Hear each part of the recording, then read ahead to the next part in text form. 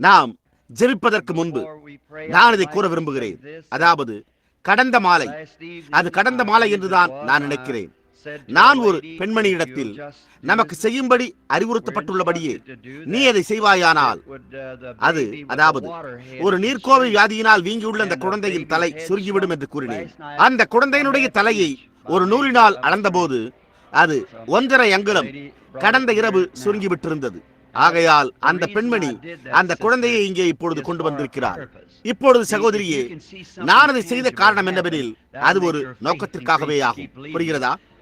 உறுதியான ஏதோ ஒரு காரியம் சம்பவிப்பதை உங்களால் காண முடிந்தால் அது தொடர்ந்து விசுவாசிக்கும்படியான உங்களுடைய விசுவாசத்தை விருத்தியாக்கும். நான் சில சமயங்களில் சில நபரை எழுந்திருக்கும்படி 1 அல்லது 2 அடி எடுத்து வைக்கும்படி, உங்களுடைய கரத்தை அசைக்கும்படி, உங்களுடைய விரலை வேகமாக அசைக்கும்படி, அவர்கள் ஏதோ ஒரு காரியத்தை வித்தியாசமாக செய்யும்படி ஒரு கால் கேட்பது போல இருக்கலாம்.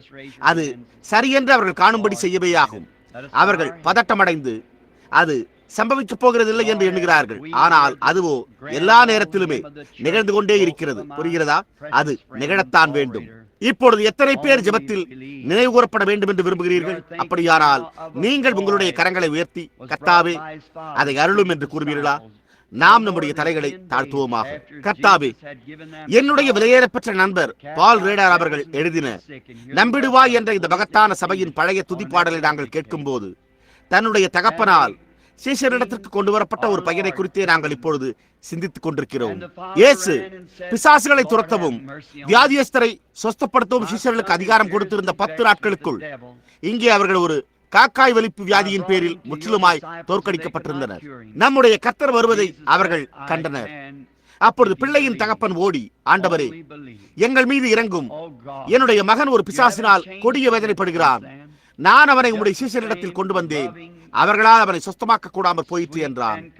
அப்பொழுது இயேசுவே, நீங்கள் விசுவாசித்தால் என்னால் கூடும், விசுவாசிக்க மாத்திரம் செய்யுங்கள் என்றீர். ஓ தேவரே, நீர் அப்பொழுதிலிருந்து ஒரு துளியும் மாற்றமடைந்திருக்கவில்லை. நீர் இன்னமும் அதே விதமாய் நேசிக்கிற இனிமையான இரக்க குணமுள்ள தேவனாயிருக்கிறீர். நீர் அப்பொழுது இருந்தது போலவே நீர் இன்றைக்கும் அவண்ணமாகவே இருக்கிறீர். கர்த்தாவே, அந்த தகப்பனை போல நாங்கள் யாவரும் கர்த்தாவே எங்களுடைய அவிசுவாசம் நீங்கும்படி நீர் உதவி செய்யும் என்று கதறுகிறோம். அது மிகவும் எளிமையாயுள்ளது பிதாவே. நாங்கள் அதன் பேரில் தடுமாறுகிறோம். கடந்த இரவு நீர் அந்த சிறிய குழந்தையை தொட்டதற்காக நாங்கள் உமக்கு நன்றியையும் துதியையும் ஏறெடுக்கிறோம். அந்த மண்டையோடு காண்பதற்கு வீங்கி போய் அந்த எலும்போ வெளியே நீட்டிக் கொண்டிருந்தது. அதுவோ கடந்த இரவு அரையங்குலம் அமிழ்ந்து போய்விட்டது. பிதாவே, நாங்கள் அதற்காக நன்றியுள்ளவர்களாயிருக்கிறோம். எங்களுடைய மருத்துவர்கள் அதற்காக ஆராய்ச்சியில் ஒன்றையுமே கண்டறியவில்லை என்பதை நாங்கள் அறிவோம். அதற்காக அவர்களால் செய்ய முடிந்தது ஒன்றுமே இல்லை. ஆனால் நீர் இன்னமும் தேவனாய் எல்லா சூழ்நிலைகளையும் அடக்கி ஆள்பவராயிருக்கிறீர். பிதாவே, நாங்கள் உமக்கு நன்றி செலுத்துகிறோம். இந்த தாயினுடைய விசுவாசத்திற்காகவும் இனிமைக்காகவும் தேவனுடைய மகிமைக்காக அவருடைய சாட்சியை பொது ஜனங்களுக்கு காண்பிக்க இந்த காகிதத்தின் மேல் அந்த நூலை ஒட்டி திரும்ப கொண்டு வந்த கீழ்ப்படிதலுக்காகவும் நாங்கள் உமக்கு நன்றி செலுத்துகிறோம். அவளுடைய சிறு குழந்தை உம்முடைய மகிமைக்காக ஒரு இயல்பான குழந்தையாய் ஜீவிப்பதாக. பிதாவே, மேலே உயர்த்தப்பட்ட எல்லா கரங்களையும் நோக்கி பாரும். அவர்கள் ஒவ்வொருவரும் ஒரு தேவையை உடையவராயிருக்கிறார்கள். பிதாவே, எனக்கும் கூட தேவை உள்ளபடியால் என்னுடையதையும் கூட மேலே உயர்த்தி இருக்கிறேன். இங்குள்ள அநேகரின் தேவை உண்மையாகவே ஜனங்களின் தேவையோ கடித வடிவில் இந்த பெட்டியில் இங்குள்ளன. அது நிறைவேறட்டும். கர்த்தாவே, ஒவ்வொருவரும் இன்றிரவு தங்களுடைய வேண்டுகோளை பெற்றுக் கொள்ளட்டும். நீர் எந்த காரியத்தையாவது கூறும்போது அது முற்று பெற்று விட்டது என்று காண்பிக்கும்படியான ஒரு உதாரணமாக இந்த தாயினுடைய சாட்சியை அவர்கள் ஏற்றுக்கொள்வார்களாக. நாங்கள் செய்ய வேண்டியதெல்லாம் அதை ஏற்றுக்கொண்டு அதன் பேரில் செயல்படுவதே ஆகும். அது ஒரு முடிவு பெற்ற கிரியையாய் உள்ளது. கர்த்தாவே, இந்த கடிதங்கள் ஒவ்வொன்றிற்கும் மறு உத்தரவருளும். இந்த உருமால்கள் ஜனங்களின் மீது வைக்கப்படும் போது அவர்கள் சுகமடைவார்களாக. பிதாவே, தங்களுடைய கரங்களை உயர்த்தின ஒவ்வொருவரும் தங்களுடைய இதயத்தினுடைய வாஞ்சையை பெற்றுக் கொள்வார்களாக. நாங்கள் இதை இயேசுவின் நாமத்தில் வேண்டிக் கொள்கிறோம். ஆமென். நீங்கள் அமரலாம். அந்த பெண்மணி கொண்டு வந்துள்ள அந்த நூலை நான் இங்கே உங்களுக்கு காண்பிக்க விரும்பினேன். அங்குதான் உங்கள் காரியமே உள்ளது. கடந்த இரவு கர்த்தர் நமக்கு பரிசுத்த ஆவியினூடாக வாக்களித்தபடியே அந்த சிறு குழந்தையினுடைய தலையானது சுருங்கிவிட்டது. அவர் அற்புதமானவர் அல்லவா? ஆகையால் விசுவாசமுடையவர்களாகவும் நம்பிக்கையுடையவர்களாகவும் இருக்க அது நமக்கு மிகுந்த தைரியத்தை அளிக்கிறது. இப்பொழுது இயேசு மார்க் 11:23 அந்த மரத்தை பார்த்து கூறும்போது இது முதல் ஒரு காலம் ஒருவனும் உன்னிடத்தில் கனியை புசியாதிருக்க கடவன் என்று கூறின போது அவர் சத்தமிடாமல் கூறியிருக்கலாம். காரணம், வெளிப்படையாக கூறினால் அவர் அதை குறித்து மிகவும் கவலையற்றவராய் இருந்தார். அதாவது அவருடைய சீஷர்களில் ஒருவர் அவர் கூறினதை கேட்டிருந்தனர் என்று நான் கருதுகிறேன். அந்த காக்காய் வலிப்பு அது கர்த்தராகிய இயேசுவுக்கு முன்பாக வந்தபோது அது அந்த பையனுக்கு எப்போதும் இருந்ததை விட கடினமானதாக இருந்தது. ஒருவேளை அவன் மரித்து போனவனைப் போல தரையிலே விழுந்து போயிருக்கலாம். ஆனால் அந்த அப்போஸ்தலர்களை காட்டிலும் மேலான விசுவாசத்தை உடையவராய் இருந்த ஒருவரை அவன் சந்தித்து விட்டார் என்பதை அவன் தெளிவாக உணர்ந்தான். இப்பொழுது தெய்வீக சுகமளித்தலில் விசுவாசமாய் இல்லாத ஒருவர் இதை கவனிக்க வேண்டும் என்று நான் விரும்புகிறேன். இயேசு அசுத்த ஆவிகளை துரத்தும்படியான அதிகாரத்தை சீஷர்களுக்கு அளித்திருந்த போதிலும் அவர்களோ தவறி போய்விட்டிருந்தனர். அதிகாரமானது தவறி போயிருக்கவில்லை, ஆனால் அவர்கள் தவறி போய்விட்டிருந்தனர். அதை துரத்திவிட எங்களால் ஏன் கூடாமற் போயிற்று என்று சீஷர்கள் அவரிடத்தில் கேட்டனர். அதற்கு அவரோ, உங்கள் அவ்விசுவாசத்தினால் தான் என்றார். சபையானது இன்னமும் ஒரு அதிகாரத்தை உடையதாயிருக்கிறது. தேவன் தம்முடைய அதிகாரத்தை சபையிலிருந்து ஒருபோதும் எடுத்துக்கொள்ளவே இல்லை. ஆனால் சபையானது அதன் பேரில் செயல்பட போதுமான விசுவாசத்தை உடையதாக இருக்கவில்லை. அவ்வளவுதான். அது அப்படியே எளிமையானதாய் உள்ளது. நாம் அதை சில சமயங்களில் மிகவும் சிக்கலாக்க முயற்சிக்கிறோம். மேலும் நீங்கள் சுவிசேஷத்தை எளிமையாக எடுத்துக் கூறும்போது, நீங்கள் உண்மையாகவே அதனோடு எளிமையை பெற்றுக் கொள்ளும் போது நீங்கள் இன்னும் அதிக உண்மையை பெற்றுக் கொள்வீர்கள். தேவன் அவண்ணமாய் கூறினார், அதுவே இதனை தீர்த்து வைக்கிறது. அவ்வளவுதான். அப்படியே அதை விசுவாசித்து முன்னோக்கி செல்லுங்கள். இயேசு இது முதல் ஒரு காலம் ஒருவனும் உன்னிடத்தில் கனியை புசியாதிருக்க கடவன் என்று கூறின போது, ஏன் இலைகளோ எப்போதும் இருந்ததைப் போலவே பிரகாசமாகவும் அழகாகவும் இருந்தன. மரப்பட்டையோ எப்போதும் இருந்த விதமாகவே காணப்பட்டது. ஆனால் நிலத்தின் கீழிருந்த அந்த வேர்களில் இருந்த ஜீவன் மரிக்க தொடங்கிவிட்டது. ஆகையால் அது ஒரு புற்றுநோயின் மேலும் நீங்கள் நினைத்து பார்க்க விரும்பும் எந்த விதமான வியாதியின் மேலும் அவண்ணமாகவே உள்ளது. நீங்கள் தேவனுடைய வார்த்தையை ஏற்றுக்கொள்ளும் போது அந்த நோயின் வேர்களின் ஆழத்தின் கீழும் அதே விதமாகவே உள்ளது. அங்கே புற்றுநோய் இருக்கலாம், உங்களுடைய கரமானது விரைத்து போயிருக்கலாம். அதற்கு தெய்வீக சுகமளித்தலோடு எந்த ஒரு சம்பந்தமும் கிடையாது. அது நீ விசுவாசித்தால் என்று உள்ளது. புரிகிறதா? எங்கோ கீழே ஆழத்தில் அது ஏற்கனவே கிரியை செய்யும்படி சென்று விட்டது. இயேசு, நீங்கள் இந்த மலையை பார்த்து நீ பெயர்ந்து சமுத்திரத்திலே தள்ளுண்டு போய் என்று சொல்லி நீங்கள் சொன்னபடியே நடக்கும் என்று உங்களுடைய இருதயத்தில் சந்தேகப்படாமல் விசுவாசித்தால் நீங்கள் கேட்டுக்கொண்டதை பெற்றுக்கொள்வீர்கள் என்றார். அது அழகாயிருக்கிறது அல்லவா? யாரிடத்திலிருந்து அது வருகிறது? தேவகுமாரனிடத்திலிருந்து வருகிற அவருடைய வார்த்தைகள். வானமும் பூமியும் ஒழிந்து போகும், ஆனால் அவருடைய வார்த்தைகள் ஒழிந்து போகாது. இப்பொழுது நீங்கள் அதை செய்யக்கூடிய ஒரேபடி நீங்கள் சரியான நோக்கத்தையும் சரியான எண்ணத்தையும் உடையவர்களாக இருக்க வேண்டும். இப்பொழுது நான் இங்கிருந்து புறப்பட்டு சென்று என்னால் இந்த மலையை பெயர்ந்து போக செய்ய முடியும் என்பதை நான் உங்களுக்கு காண்பிப்பேன் என்று கூறி, மலையே பெயர்ந்து போ என்றால் அது ஒருபோதும் பெயர்ந்து போகாது. நிச்சயமாகவே பெயர்ந்து போகாது. நான் எதை உடையவனாக இருந்தாலும் அது ஒரு பொருட்டல்ல. அது இருக்க வேண்டி, அதாவது நீங்கள் முதலில் தேவனுடைய சித்தத்தை கண்டறிய வேண்டும். அதுவே காரணமாய் உள்ளது. வழக்கமாக ஜெப வரிசைகளில் நான் மிகவும் கடினப்படுவது என்னவெனில், வரிசைகளினூடாக சென்ற ஏதோ ஒரு காரியத்தினால் அங்கிருந்தே நீங்கள் அந்த வியாதியை திரும்ப பெற்றுக் கொள்கிறீர்கள். ஆனால் பாருங்கள், நீங்கள் அறிக்கை செய்யாத பாவத்தை உடையவர்களாக இருந்தால், நான் பொல்லாத ஆவியானது வெளியேறும்படி கேட்பதற்கு முன்பு நீங்கள் எப்போதாவது அப்படிப்பட்ட ஒரு சம்பவத்தை பார்த்திருக்கிறீர்களா? அந்த ஜீவியத்தில் எந்த ஒரு காரியமும் தடங்களா இல்லாதபடி நிச்சயப்படுத்திக் கொள்ளும்படி நான் நிச்சயமாகவே அந்த சம்பவத்தை உண்மையாகவே கவனிக்கிறேன். பாருங்கள், ஏனென்றால் நினைவிருக்கட்டும், இந்த வரங்களின் பேரில் நீங்கள் அவர்களோடு தொல்லைக்குள்ளாக கூடும். ஒரு சமயம் உங்களுக்கு நினைவிருக்கட்டும், தேவன் ஒரு தீர்க்கதரிசியை அளித்து ஒரு மனிதனை ஒரு தீர்க்கதரிசியாக ஏற்படுத்தி மோசேயை அங்கு போய் கன்மலை அண்டை பேசும்படி கூறினார். தீர்க்கதரிசி முற்றிலுமாய் உணர்ச்சி வசப்பட்டு அங்கிருந்து புறப்பட்டு போய் அந்த கன்மலையை அடித்து விட்டார். கிறிஸ்து இரண்டாம் முறை மரிக்க வேண்டும் அல்லது இரண்டாம் முறை அடிக்கப்பட வேண்டும் என்று கிறிஸ்துவை பலவீனப்படுத்துவது போல பேசிவிட்டான். அவன் தண்ணீரை கொண்டு வரும்படியான வல்லமையை உடையவனாயிருந்தான், ஆனால் அது தேவனுடைய சித்தமாய் இருக்கவில்லை. எலியா மொட்டை தலையனாய் இருக்கிறான் என்று பிள்ளைகள் அவனை கேலி செய்து கொண்டிருந்தபடியால் அவன் அதை செய்ய வேண்டியதாயிற்று என்று நான் கருதவில்லை. அவன் போய் அவ்வாறு செய்தது தேவனுடைய சித்தமாய் இருந்தது என்று என்னால் நம்பவே முடியவில்லை. ஆனால் அவன் ஒரு தீர்க்கதரிசியாய் இருந்தான். அவன் கோபமடைந்திருந்தான். அவன் அந்த பிள்ளைகளை சபித்த போது 2 பெண் கரடிகள் அந்த 42 அப்பாவி சிறு பிள்ளைகளை கொண்டு போட்டன. பார்த்தீர்களா? ஆனால் அவன் அதை செய்திருந்திருக்க கூடாது என்று நான் நினைக்கிறேன். தேவன் தம்முடைய சபையை வல்லமையில் வைப்பதற்கு முன்பு அது என்ன செய்யும் என்று காணும்படியாக அவர் தம்முடைய சபையை சோதிக்கிறார் என்று நான் இன்றைக்கு நம்புகிறேன். அடுத்த முறை ஒரு கால் கர்த்தருக்கு சித்தமானால் நான் திரும்பி வரும்போது நாம் அதை போன்ற ஒரு காரியத்தின் பேரில் சம்பவிக்கப் போகிற ஏதோ ஒரு காரியத்தின் பேரில் தரித்திருக்கும்படி நமக்கு நேரம் உண்டாயிருக்கும். அப்பொழுது நாம் அதை குறித்து அதிகமாக அறிந்து கொள்வோம். ஆனால் நீங்கள் வார்த்தையை கூறினால், கர்த்தாவே, நான் அதை விசுவாசிக்கிறேன் என்று கூறி சந்தேகப்படாமல் அதை உங்களுடைய இதயத்தில் பொருட்படுத்தி கூறுங்கள். இப்பொழுது உதாரணமாக கூறுவோமானால், நான் ஒரு பள்ளத்தாக்கில் இருந்தேன். நான் கோடிக்கணக்கான ஜனங்களுக்கு பிரசங்கித்துக் கொண்டிருக்கிறேன். ஆனால் அங்குள்ள மலைக்கு குறுக்கே உள்ள 100 பேரை கொண்ட மக்கள் குழுவினர் இருக்கிறார்கள். அவர்கள் கிறிஸ்துவை அறியாமல் மரித்துக் கொண்டிருக்கின்றனர். நான் இங்கு பிரசங்கிக்க 10 லட்சம் பேரை உடையவனாயிருக்கிறேன். ஆனால் அதே சமயத்தில் என்னுடைய இருதயத்தில் உள்ள ஏதோ ஒன்று என்னிடத்தில், அந்த ஜனங்களிடம் போ, அவர்களிடம் போ, அவர்கள் அழிந்து கொண்டிருக்கிறார்கள் என்று சொல்லிக் கொண்டிருக்கிறது. நானாகவே அங்கு போக விரும்பவில்லை. ஆனால் அதே சமயத்தில் எனக்குள்ளாக ஏதோ ஒன்று உள்ளது. பாருங்கள், ஆகையால் அது தேவன் அசைவாடுவதாகும். பாருங்கள், நோக்கம் என்னவென்று பார்ப்பீர்களேயானால், அங்கு செல்வதன் நோக்கம் என்னவென்றால் சுயமாய் செல்வதல்ல.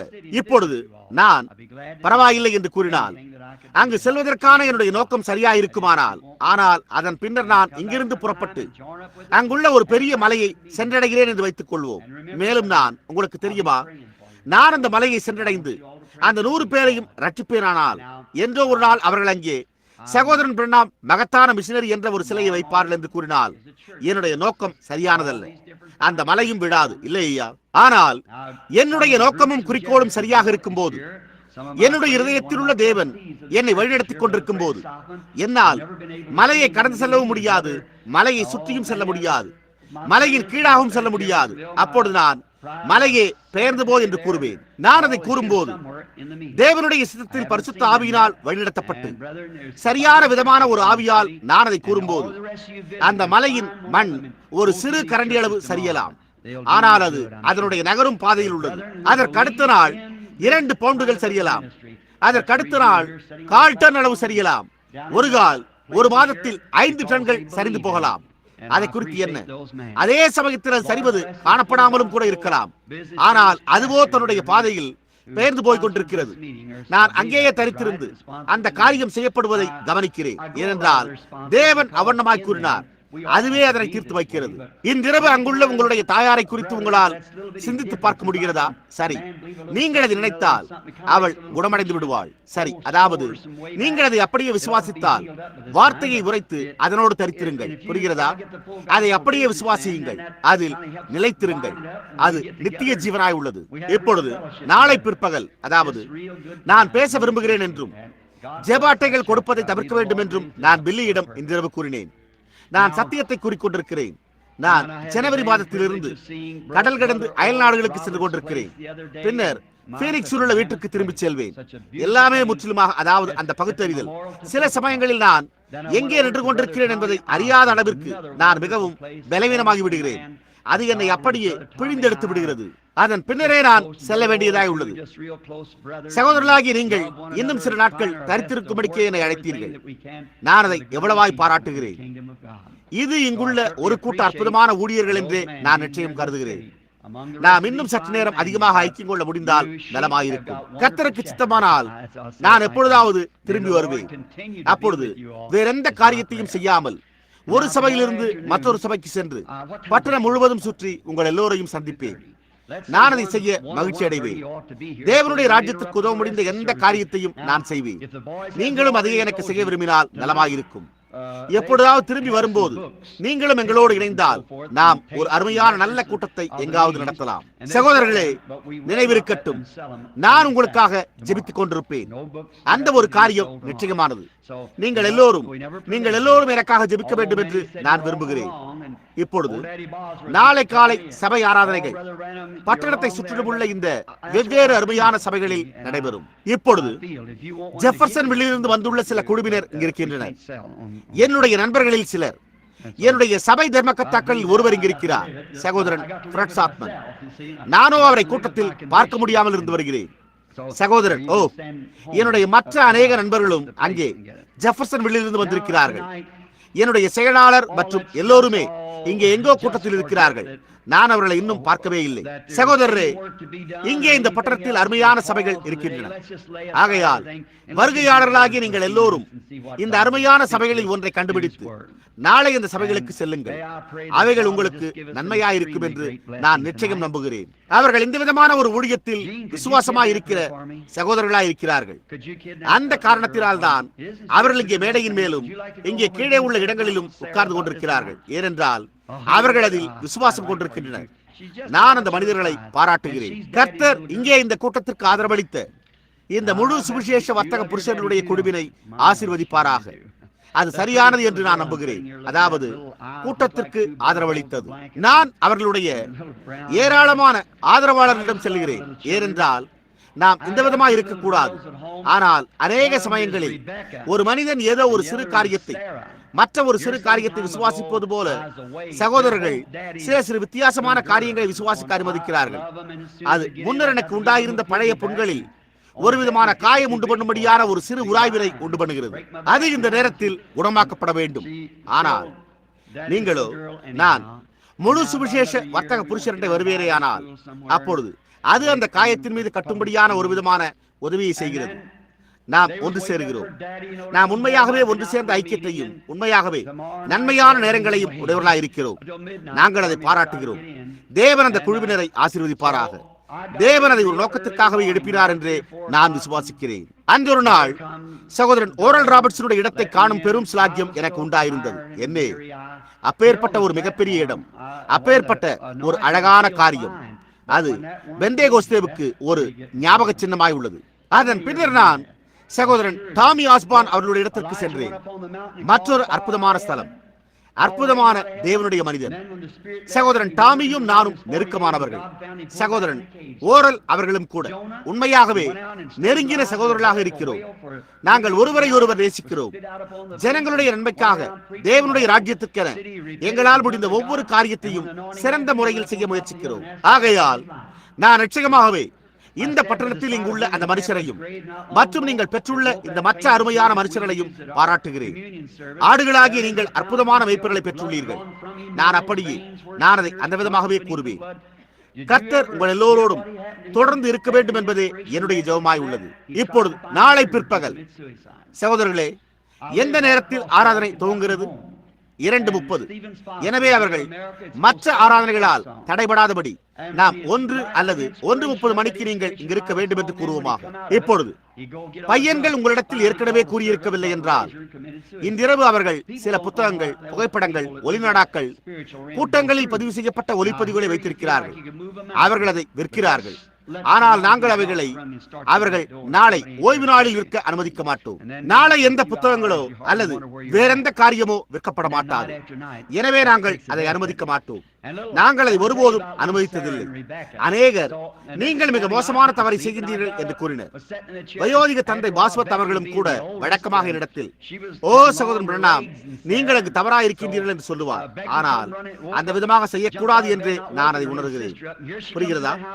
நானே உணர்கிறேன். உங்களுக்கு ஒன்று தேவைப்படுமானால் அப்பொழுது அவர்கள் உங்களுக்கு ஒன்றை தருவார்கள். ஆனால் நாங்கள் ஓய்வு நாளில் அதை விற்க மாட்டோம். இல்லை, அவ்வளவுதான். நான் அதை விசுவாசித்தால் நான் அதன்படி ஜீவிக்க வேண்டும். நானே அதன்படி ஜீவிக்க வேண்டும். உங்களுக்கு புரிகிறதா? நான் என்னுடைய நம்பிக்கைகளோடு ஜீவிக்க வேண்டும். நீங்கள் வீட்டுக்கு அனுப்ப அந்த இடத்தில் அதை பெற்றுக் கொள்ளலாம். இப்பொழுது இன்றிரவு நாம் யாவரும் அதை அப்படியே மறந்து விடுவோம்.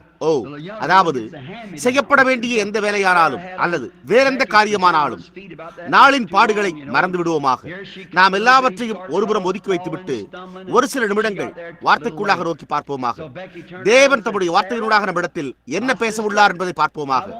தேவன் நமக்கு இன்றிரவு மிகவும் மகத்தான ஆசீர்வாதங்களை தருவாராக என்றே நான் ஜெபிக்கிறேன். ஜீன், நீர் எனக்காக அவளை கடத்தி செல்ல முடியுமா?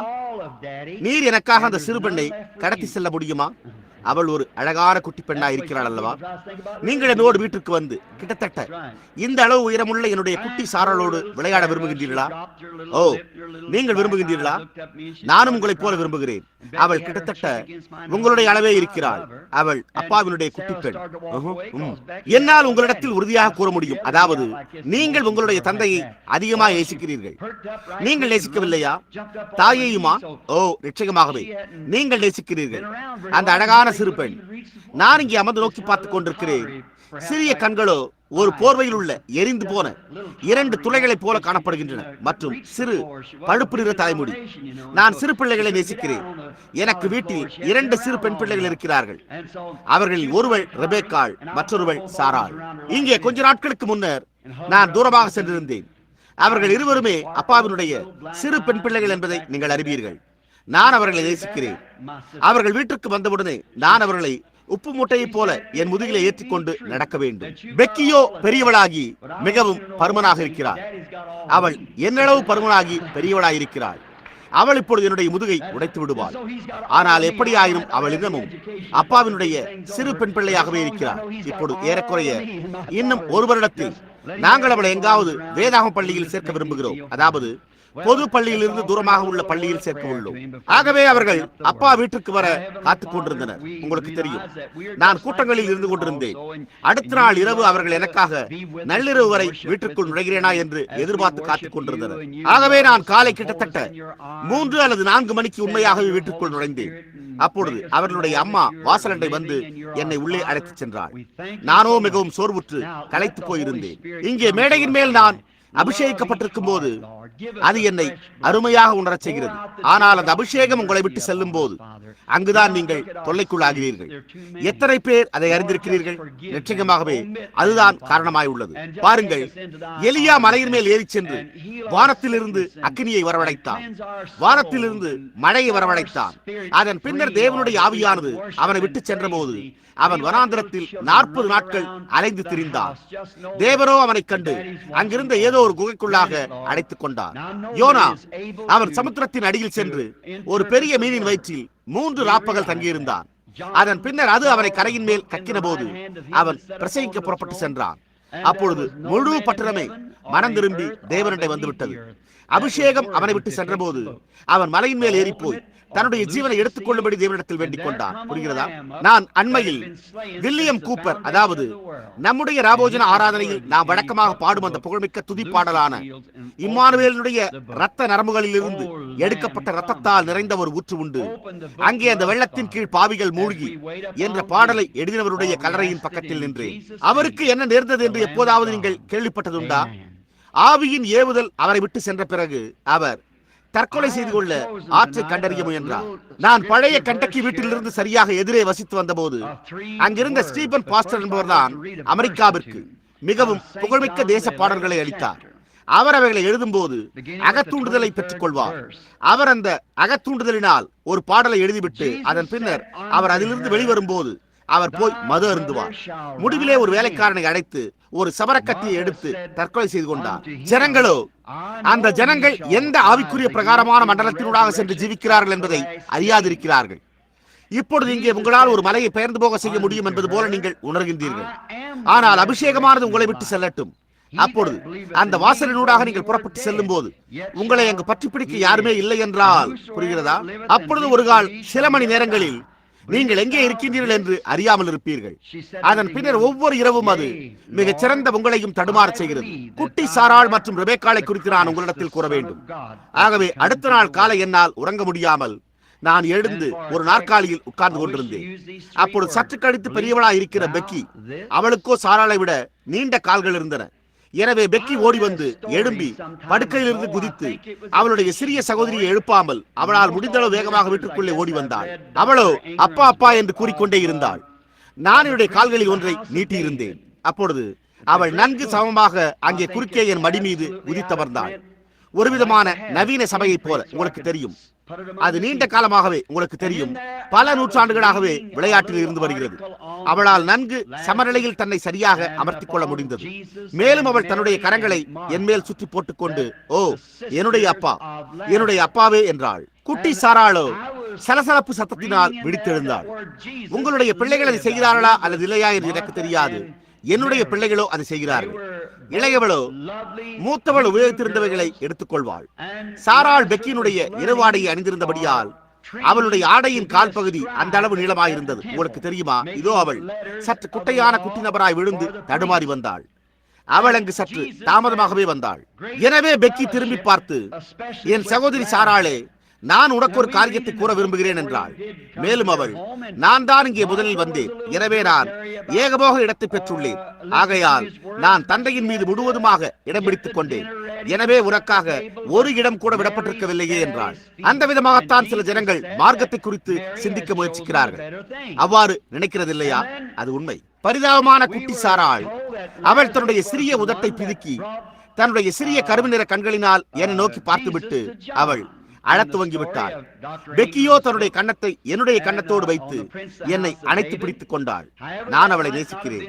சாராள் அங்கிருந்து நடந்து செல்ல துவங்கினாள். ஏனென்றால் பெக்கி முழு தந்தையினுடைய இடத்தையும் பிடித்து விட்டிருந்தாள். அப்பொழுது நான் வேகமாக என்னுடைய மற்றொரு முழங்காலை இந்த விதமாக நீட்டி இந்த விதமாக சைகையினால் அழைத்தேன். ஓ, அப்பொழுது அவளோ மிகுந்த உற்சாகத்துடன் விரைந்து ஓடி வந்து என்னுடைய முழங்காலின் மேல் குதித்தமர்ந்தாள். அவளுக்கு சுற்றி அமர மிக நீண்ட இடம் இருக்கவில்லை. அவளுடைய கால்கள் தரையை கூட தொடவில்லை. அவள் ஒரு விதமாக சற்று சரியாக அமராமல் ஆடிக்கொண்டே அமர்ந்திருந்தாள். ஒருவேளை நான் இருப்பது போல அப்படியே சற்று நடுக்கமான ஒரு நிலையில். உங்களுக்கு தெரியும், அவளால் தரையில் கால்கள் படாமல் அமர முடிந்தது. அவள் ஒரு பெரிய ஸ்தாபனமாக இருக்கவில்லை, உங்களுக்கு தெரியுமா? ஆகையால் அவளால் உறுதியான தரையின் மேல் கால்களை வைக்க முடியவில்லை. அவளுக்கு சுற்றிலும் போதுமான நீளமுள்ள இடம் இருக்கவில்லை.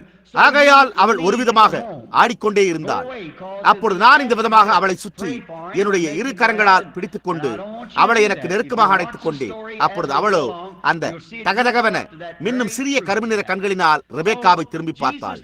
அப்பொழுது அவளோ, என் சகோதரி ரெபேக்காளே என்று கூப்பிட்டு, நீ அப்பாவினுடைய இடத்தை முழுவதும் பிடித்துக் கொண்டாய் என்பது உண்மையாயிருக்கலாம். ஆனால் நீ ஒரு காரியத்தை அறிந்து கொள்ள வேண்டும் என்று நான் விரும்புகிறேன். அப்பா என்னை முழுமையாக பிடித்துக் கொண்டாரே என்று கூறினார். அது அவண்ணமாகவே அவர் என்னுடைய எல்லாவற்றையும் பிடித்துள்ளார். பெரிய காரியங்களை எடுத்துரைக்க எனக்கு கல்வி அறிவு இல்லாமல் இருக்கலாம். ஆனால் அவர் என்னை என்னுடைய உறுதியற்ற நிலையில் முழுமையாய் பிடித்துள்ளார் என்பதை மட்டும் நான் அறிந்துள்ளேன். அவருடைய இரு கரங்களும் என்னை சுற்றி பிடித்திருக்கட்டும். அது என்னை அருமையாக உணரச் செய்யும். நல்லது, நாம் வார்த்தையை திறப்பதற்கு முன்பு நாம் மற்றொரு சிறு ஜெபத்தை அவரண்டை எடுப்போமாக. இப்பொழுது பரலோக பிதாவே, நாங்களும் கூட பிள்ளைகளைப் போலவே இருக்கிறோம் என்பதை நாங்கள் தெளிவாக உணர்கிறோம். நீர் எங்களோடு இருக்க, எங்களோடு ஆராதிக்க விரும்புகிறீர். நாங்கள் உம்மை ஆராதிக்கையில் நீர் எங்களை நேசிக்கிறீர். உம்முடைய கரங்களில் எங்களை பிடித்துக் கொண்டு உம்முடைய பரிசுத்த ஆவியை கீழே அனுப்பி நீர் ஜீவித்துக் கொண்டிருக்கிறீர் என்றும் நீர் எங்களுடைய பிதா என்பதை அறிந்து கொள்ளும்படி எங்களுக்கு தெரியப்படுத்துகிறீர். அதற்காக நாங்கள் உமக்கு மிகுந்த நன்றியை செலுத்துகிறோம். இப்பொழுது இன்றிரவு பரிசுத்த ஆவியானவர் எங்களண்டை வரட்டும். கர்த்தாவே, ஒவ்வொரு இருதயத்தையும் நேசிக்கட்டும். எங்களுக்கு ஒரு புதிய ஆசீர்வாதத்தை தாரும். பிதாவே, எங்கள் மேல் இரக்கத்தின் பனித்துளிகளை பொழியும். எங்களுடைய பாவங்களை நோக்கி பாராதேயும். அவைகளோ மிக அநேகமாய் உள்ளன. கர்த்தாவே, அவைகளை மன்னியும். பிதாவே, அவைகளை நீக்கி போடும். உம்முடைய கரங்களுக்குள் எங்களை எடுத்துக் கொள்ளும். எங்களுடைய சுகவீனத்தை சுகப்படுத்தும். எங்களுடைய ஆத்துமாக்களை சுத்திகரித்து, கர்த்தாவே, தகப்பனார் எங்களை கவனித்துக் கொண்டிருக்கிறார் என்பதை அறிந்து சிறு பிள்ளைகள் வீட்டை சுற்றி ஓடுவது போன்றே நாங்கள் உம்மை ஆராதிக்கும்படியாய் எங்களுடைய ஆவிகளை விடுவியும். கர்த்தாவே, இதை அருளும். இப்பொழுது எந்த மனிதனுமே வார்த்தையை வியாக்கியானிக்க முடியாது. நாங்கள் அதை தெளிவாக உணர்கிறோம். யோவான் சிங்காசனத்தின் மேல் வீற்றிருக்கிறவருடைய வலதுகரத்திலே அந்த புஸ்தகத்தை கண்டான். வானத்திலாவது பூமியிலாவது பூமியின் கீழாவது ஒருவரும் அந்த புஸ்தகத்தை திறக்கும்படி எடுக்கவும் அதில் முத்திரைகளை உடைக்கவும் பாத்திரவானாயிருக்கவில்லை. அப்பொழுது அங்கே உலக தோற்றம் முதல் அடிக்கப்பட்டிருந்த ஆட்டுக்குட்டியானவர் ஒருவர் வந்தார். அவர் பாத்திரராயிருந்தார். அவர் புஸ்தகத்தை எடுத்து அதை திறந்து அதில் முத்திரைகளை உடைத்தார். ஓ, ஆட்டுக்குட்டியானவரே, இன்றிரவு வாரும். பிதாவே, நாங்களும் பேரில் காத்திருக்கையில் புஸ்தகத்தை எங்களுக்கு திறந்து தாரும். ஏனென்றால் நாங்கள் இதை தேவாட்டுக்குட்டியாகிய இயேசுவின் நாமத்தில் வேண்டிக் கொள்கிறோம். ஆமென். நான் இன்றிரவு இங்கே 3 வார்த்தைகளை கொண்ட ஒரு சிறு வேத வாக்கியத்தையே தேர்ந்தெடுத்துள்ளேன். ஆகையால் நான் முதலில் பரிசுத்த யோவான் 11ஆம் அதிகாரத்தில் 23ஆம் வசனம் துவங்கி 1 இல்லை 2 வசனங்களை வாசிக்க விரும்புகிறேன். இயேசு அவளை நோக்கி, உன் சகோதரன் உயிர்த்தெழுந்திருப்பான் என்றார். அதற்கு மார்த்தாள், உயிர்த்தெழுதல் நடக்கும் கடைசி நாளிலே அவனும் உயிர்த்தெழுந்திருப்பான் என்று அறிந்திருக்கிறேன் என்றாள். இயேசு அவளை நோக்கி, நானே உயிர்த்தெழுதலும் ஜீவனுமாயிருக்கிறேன். என்னை விசுவாசிக்கிறவன் மரித்தாலும் பிழைப்பான். உயிரோடு இருந்து என்னை விசுவாசிக்கிறவன் அவனும் என்னென்றைக்கும் அறியாமலும் இருப்பான். இதை விசுவாசிக்கிறாயா என்றார். அதற்கு அவள், ஆமாண்டவரே, நீர் உலகத்தில் வருகிறவரான தேவகுமாரனாகிய கிறிஸ்து என்று நான் விசுவாசிக்கிறேன் என்றாள். ஒரு பாடப்பொருளுக்காக நான் இந்த 3 வார்த்தைகளான இதை விசுவாசிக்கிறாயா என்பதை உபயோகிக்க விரும்புகிறேன். கொஞ்ச காலத்துக்கு முன்னர் நான் ஒரு கதையை வாசித்தேன். அது ஒரு கற்பனையா இருந்தது என்று நான் நினைக்கிறேன். பெரும்பாலும் எல்லா ஊழியக்காரர்களுமே பண்டிதர் இன்கிராம் அவர்களுடைய தாவீது வீட்டின் இளவரசர் என்ற புத்தகத்தை வாசித்திருப்பார்கள் என்று நான் யூகிக்கிறேன். அது ஒரு மகத்தான புத்தகமாய் உள்ளது. அது அச்சிடப்படுவதோ முழுமையாக நிறுத்தப்பட்டு விட்டது என்று நான் நினைக்கிறேன். நான் அதை ஜனங்களிடையே விநியோகிக்கும்படியாக நான் அதை அச்சடிக்க வேண்டும் என்று விரும்புகிறேன்.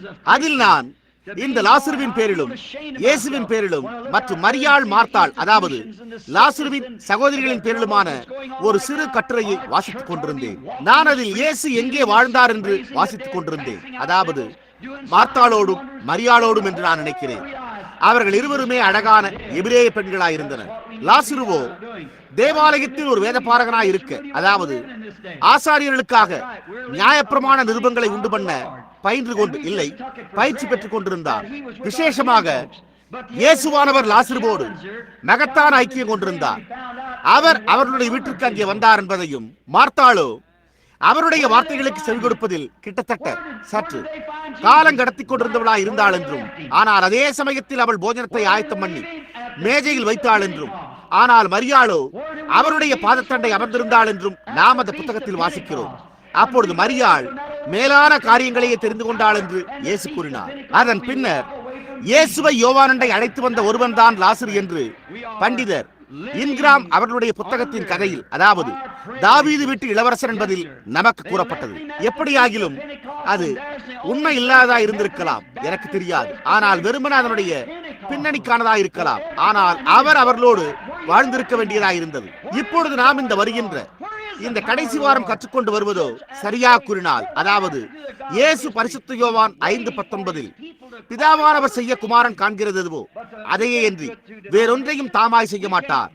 அவர் எவைகளை செய்கிறாரோ அவைகளை குமாரனும் அந்தப்படியே செய்கிறார் என்றார். புரிகிறதா? பிதாவானவர் செய்ய குமாரன் காண்கிறது எதுவோ. ஆகையால் இது உண்மையாகவே சரியாக கதையை அமைக்கிறது. பிதா தேவன் அவருடைய குமாரன் இயேசுவினிடத்தில் பேசி, உன்னுடைய சிநேகிதன் லாசரு மரிக்கப் போகிறான், ஆனால் அது நன்மையாய் இருக்க போகிறது. எனவே நீ அந்த வீட்டை விட்டு போ, தூரமாக போ. ஏனென்றால் நீ அவனுக்காக ஜெபிக்கும்படி அல்லது அவனை குணப்படுத்தும்படி கேட்டுக் கொள்ளப்படும். நீ அதை செய்ய நான் விரும்பவில்லை என்று கூறியிருக்க வேண்டும். நாம் தொடர்ந்து பேசுகையில் நீங்கள் அந்த கதையை கவனிப்பீர்களேயானால் அது அதை குறித்த மிகுந்த உண்மையை குவிப்பதை நீங்கள் காண்பீர்கள். ஆகையால் இயேசு எந்த எச்சரிப்பும் இல்லாமல் அல்லது எந்த காரியமும் இல்லாமல் அந்த வீட்டிலிருந்து தூர நடந்து சென்று வேறெங்கோ போய்விட்டார். அந்த இரவும் திரும்பி வரவே இல்லை. அவர் மற்ற சில பட்டணங்களுக்கு சென்று விட்டார். இயேசுவானவர் அந்த வீட்டை விட்டு சென்றவுடனே அப்பொழுதே தொல்லை உண்டானது. இயேசுவானவர் உங்களுடைய வீட்டை விட்டு செல்லும் போது தொல்லையானது அதனுடைய பாதையில் உள்ளது. நினைவிருக்கட்டும், அவர் உங்களுடைய வீட்டை விட்டு செல்லும் போது தொல்லையானது வழியிலேயே உள்ளது. நீங்கள் சமுதாய சங்கங்களை சேர்ந்திருந்தாலும், மிக பரிபூர்ணமாக உங்களுடைய சபையில் ஒவ்வொரு காரியமும் செயல்பட்டாலும், ஏதோ மகத்தான பெரிய ரிக்கன் பேக்கரின் 16 நீராவி எந்திரத்தின் உந்துத்தண்டு உருளையைப் போல இருந்தாலும், நீங்கள் அதிலிருந்து இயேசுவை விட்டுவிடும் போது, இயேசுவானவர் உங்களுடைய சபையிலிருந்து செல்லும் போது தொல்லையானது பாதையில் உள்ளது. ஆமையா, இயேசு ஒரு ஸ்தாபனத்தை விட்டு செல்லும் போது, அதாவது அவர்கள் அவரை ஒருபுறம் தள்ளிவிட்டு, இப்பொழுது இந்த காரியங்கள் அப்படியே சரியாக இருக்கக்கூடும் என்று நாங்கள் விசுவாசிப்பதில்லை என்று கூறும்போது, நீங்கள் வேறு ஏதோ ஒன்றை தேர்ந்தெடுக்கும் போது தொல்லையானது அதனுடைய பாதையில் உள்ளது. அதை அப்படியே நினைவில் வைத்துக் கொள்ளுங்கள். லூக்காவின் புத்தகத்தில் காணப்படுகிற கர்த்தராகிய இயேசுவின் ஒரு கதை எனக்கு நினைவிற்கு வருகிறது.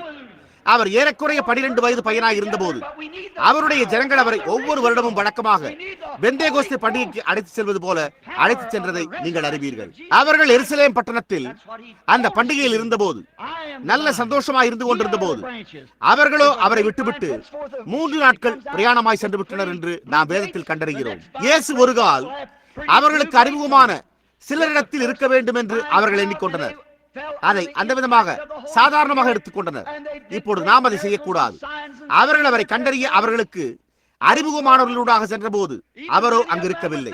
நாம் மெத்தோடிஸ்டுகள், பாப்டிஸ்டுகள், பிரெஸ்பிட்டேரியன், பெந்தேகோஸ்தே என்ற காரணத்தினாலோ நம்முடைய பின்னணிகள் மற்றும் நம்முடைய முற்பிதாக்கள் மகத்தான விசுவாசிகளாக இருந்தார்கள் என்பதனால் நாம் அதை சாதாரணமாக எடுத்துக்கொள்ளக் கூடாது. இயேசு நம்மோடு இருக்கிறார் என்பதை நாம் தவறாக எடுத்துக் கொள்கிறோம். நாம் அவ்வாறு செய்யக்கூடாது. நாம் அவரோடு ஒவ்வொரு நாளும் ஒவ்வொரு நிமிடமும் தொடர்பு கொண்டிருக்க வேண்டும். ஓ, நான் அதை விரும்புகிறேன். தேவன் இப்பொழுது என்னவா இருக்கிறார் என்பதே எனக்கு வேண்டும். என் பெற்றோர் எதை உடையவர்களாக இருந்தனர், என்னுடைய முற்பிதாக்கள் எதை உடையவர்களாக இருந்தனர் என்பதெல்லாம் அற்புதமானதுதான்.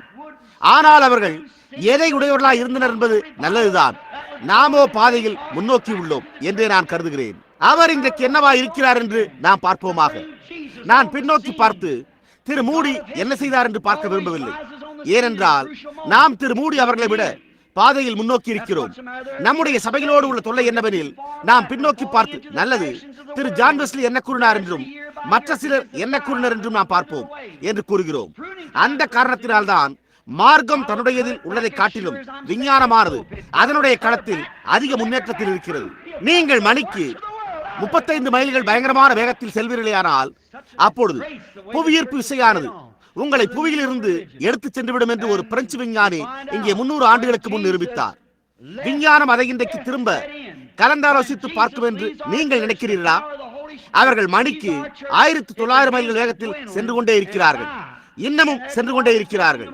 அவர்கள் தொடர்ந்து முன்னோக்கி சென்று கொண்டு முன்னோக்கியே எதிர்நோக்குகின்றனர். ஆனால் நாம் பின்னோக்கி பார்த்து மூடி என்ன கூறினார் என்றும் சாங்கி என்ன கூறினார் என்றும் பின்னி என்ன கூறினார் என்றும் நாக்ஸ் கால்வின் அவர்களில் சிலர் என்ன கூறினர் என்றும் பார்க்க விரும்புகிறோம். அவர்கள் கூறினது சரியானதா இருந்தது. அது அவர்களுடைய காலத்திற்கானதா இருந்தது. ஆனால் நாம் முன்னோக்கி சென்று கொண்டிருக்கிறோம்.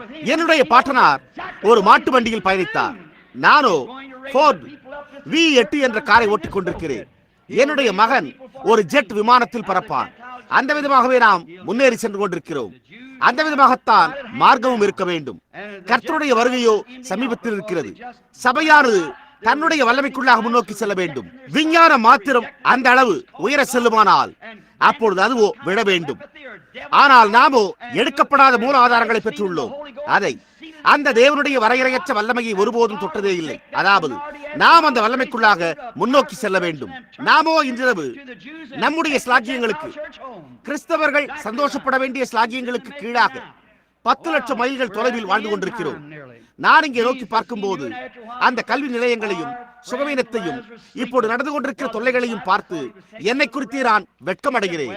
நம்முடைய சபையானது வீதியில் நடந்து வியாதியஸ்தரை சுகப்படுத்தி, மரித்தோரை எழுப்பி, பிசாசுகளை துரத்தி, அடையாளங்களையும் அற்புதங்களையும் செய்து முழு உலகத்தையுமே இயேசு கிறிஸ்து ஜீவிக்கிறார் என்று தெளிவாக உணரச் செய்ய வேண்டியதாய் உள்ளது.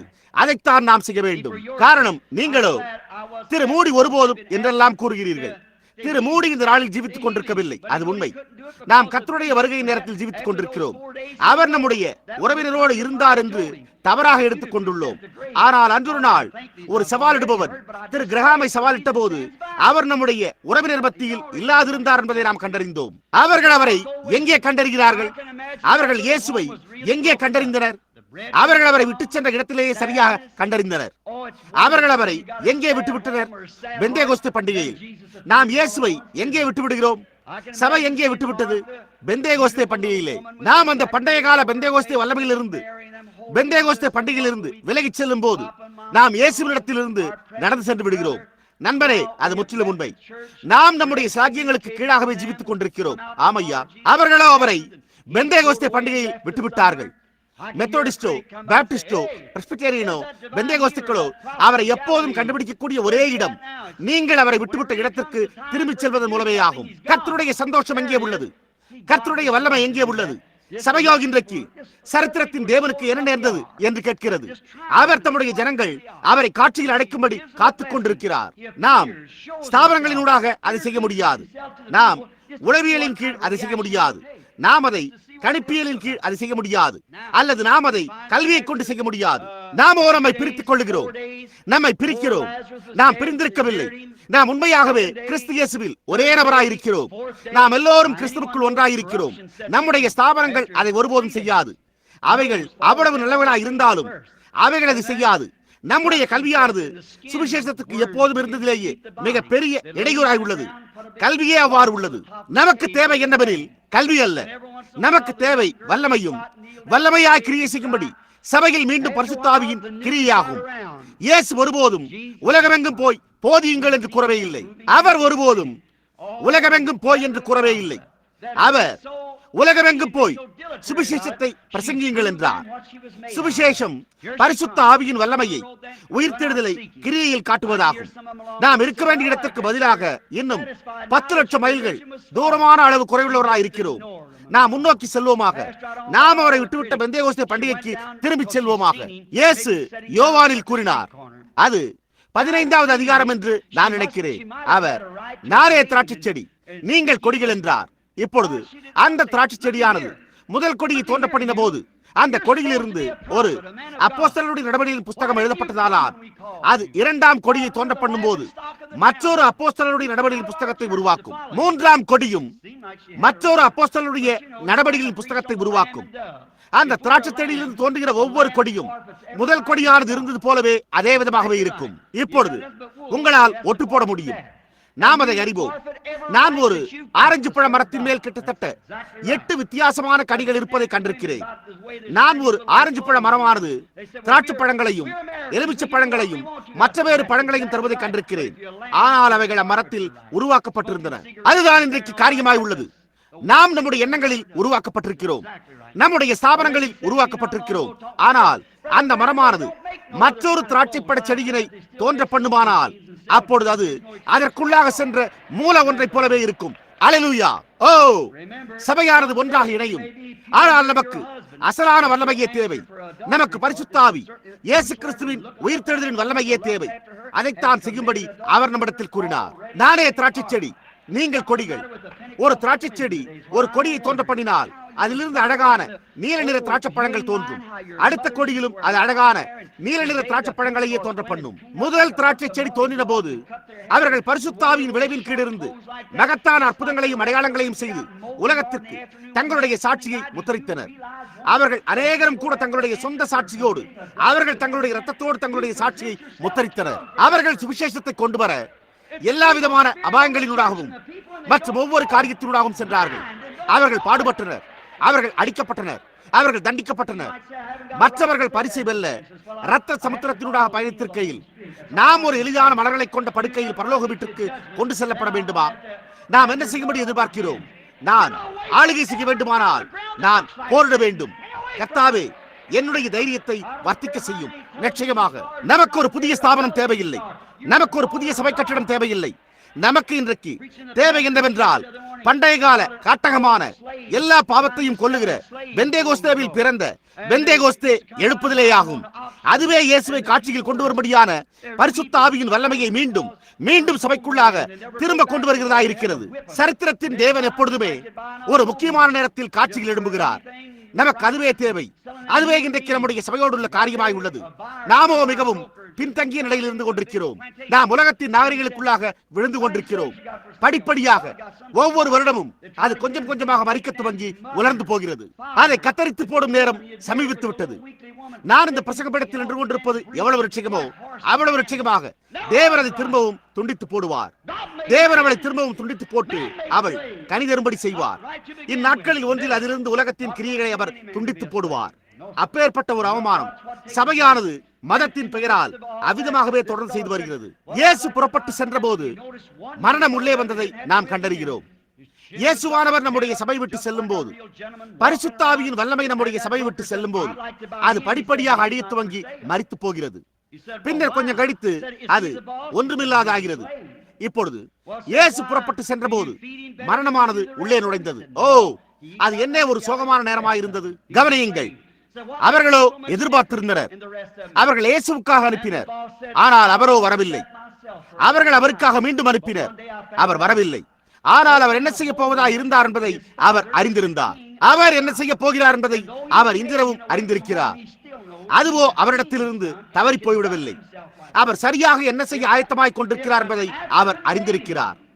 நான் இந்த பிரசங்க பீடத்தில் நின்று கொண்டிருப்பது எவ்வளவு நிச்சயமோ அவ்வளவு நிச்சயமாக அவர் ஒரு கூட்ட ஜனத்தை எழுப்ப போகிறார்.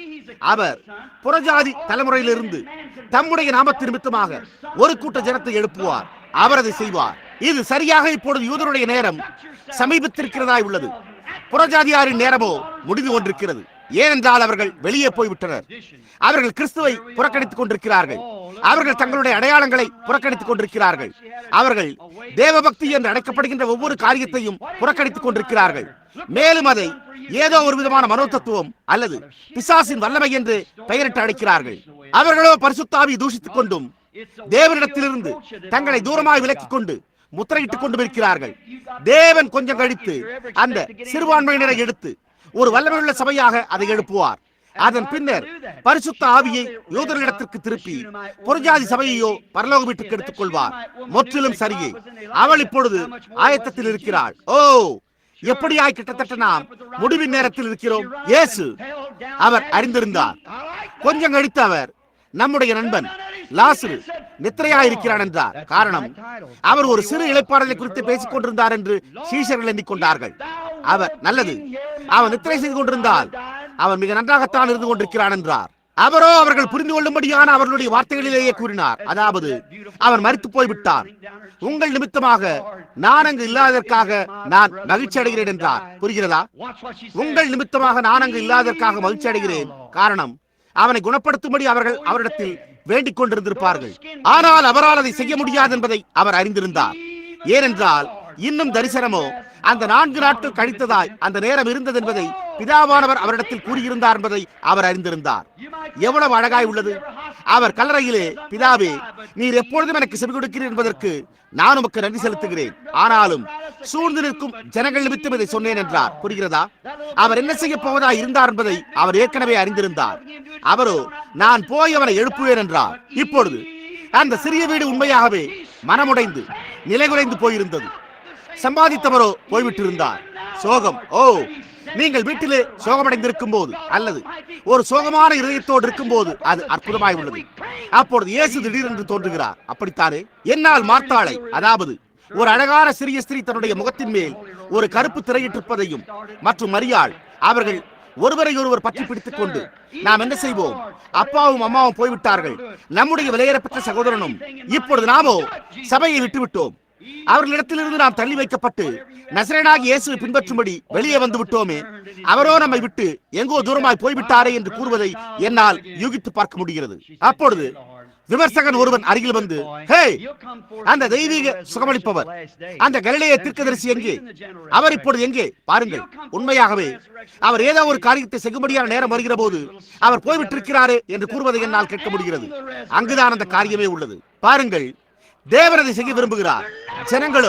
ஜனங்கள் அவர்கள் என்னவா இருக்கிறார்கள் என்று காண்பிக்கட்டும். ஆம், உண்மையாகவே அவர்கள் என்னவா இருக்கிறார்கள் என்று பார்க்கும்படி அவர்களை சோதிக்கிறார். அவர் ஒரு ஆசீர்வாதத்தை அவர்களுக்கு அளிக்கிறார்.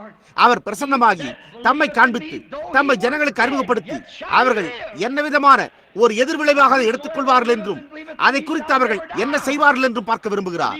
இப்பொழுது பரிதாபமான லாசரு மரித்து ஒரு சில நாட்கள், 4 நாட்கள் கழித்து நாம் கண்டறிகிறோம், அவர்கள் அவனை அடக்கம் பண்ணிவிட்டனர். 2ஆம் நாள், 3ஆம் நாள், 4ஆம் நாள். இப்பொழுது 3 நாட்களுக்கு பிறகு அழிவு உண்டாகிறது என்பதை எவருமே அறிவர். முதலில் முகத்தில் உள்ள மூக்கானது உள்ளே விழுந்து போகிறது. அதன் பின்னரோ அழிவு உண்டாகிறது. தோல் புழுக்கள் சரீரத்தை தின்ன துவங்குகின்றன. அவர்கள் அவனை தரையில் வைத்திருந்தனர். அவர்கள் அவனை வைத்திருந்த குகையின் மேல் ஒரு பெரிய கல்லை வைத்து மூடியிருந்தனர்.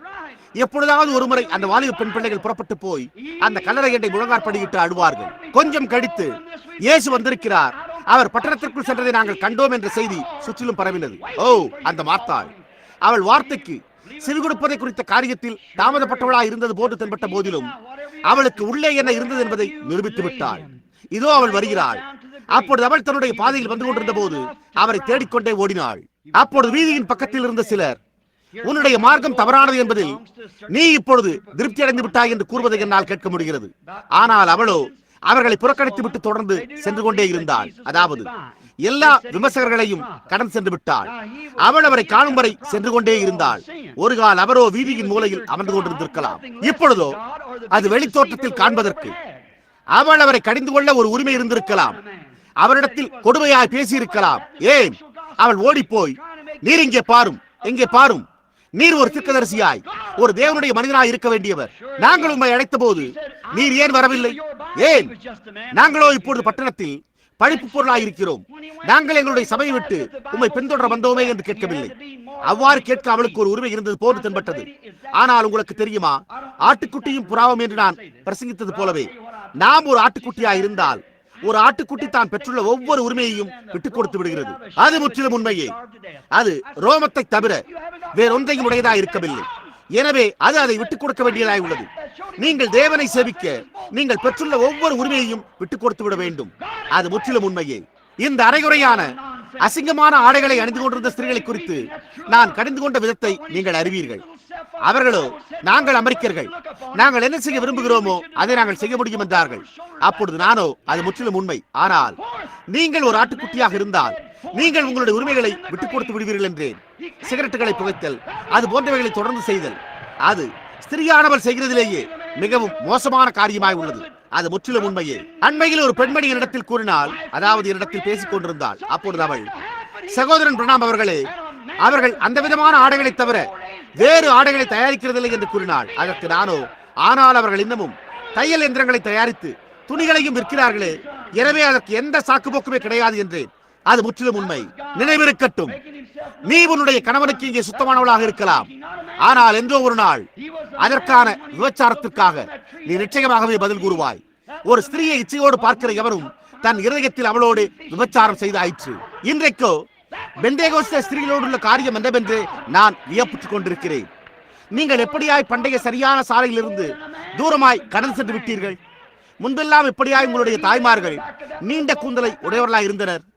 பெந்தேகோஸ்தே ஸ்திரீகளே, இன்றைக்கு நீங்களோ லெந்து நாட்களுக்கு முன்னர் களியாட்டம் போடும்படி விருந்து நடத்தும் மார்டி கிராஸ் என்ற கூட்டத்தினரை போல வண்ணம் திட்டிக் கொண்டு உங்களுடைய தலைமுடியை கத்தரித்துக் கொண்டு சிறிய குட்டையான ஆடைகளை அணிந்து கொண்டிருக்கிறீர்கள்.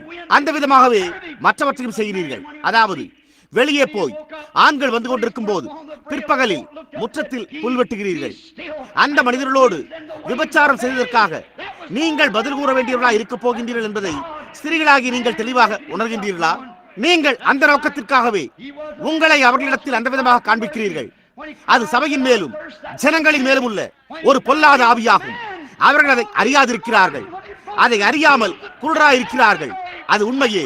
நான் ஒரு சுவிசேஷகனாய் இருக்கின்ற காரணத்தால் அதை கூற எனக்கு உரிமையில்லை என்று நீங்கள் ஒரு கால் கூறலாம். பரவாயில்லை, நான் பரிசுத்த ஆவியின் வழிநடத்துதலை பின்பற்ற வேண்டும், அவ்வளவுதான் என்னால் கூற முடியும். நான் உங்களை நியாயத்தீர்ப்பிலை சந்திப்பேனேயானால் அப்பொழுது நான் என்னுடைய கரங்களில் உங்களுடைய இரத்தப்படியை உடையவனாய் இருக்க மாட்டேன். சாத்தானை போல் காணப்படுகிற ஒவ்வொரு சிறு காரியத்தையும் விட்டு விலகி போங்கள். அதிலிருந்து விலகியிருங்கள். அதிலிருந்து விலகுங்கள். எத்தனை தொலைக்காட்சி நட்சத்திரங்கள் இருந்தாலும் எனக்கு கவலை இல்லை. நீங்கள் இங்கு ஒரு தொலைக்காட்சி நட்சத்திரமாக இருக்கவில்லை. நீங்கள் ஒரு தேவனுடைய குமாரத்தியா இருக்கிறீர்கள். நீண்ட காலத்துக்கு முன்னர் அவர்கள் அடிமைகளை விற்றுக் கொண்டிருந்த நேரத்தில் இருந்த ஒரு பண்டைய அடிமையை குறித்து அன்றொரு காலை ஒரு போதகருடைய சபையில் பிரசங்கித்தேன். அவர்கள் வழக்கமாக முன்பெல்லாம் வந்து அவர்களை ஏலத்தின் பேரில் வாங்குவார்கள்.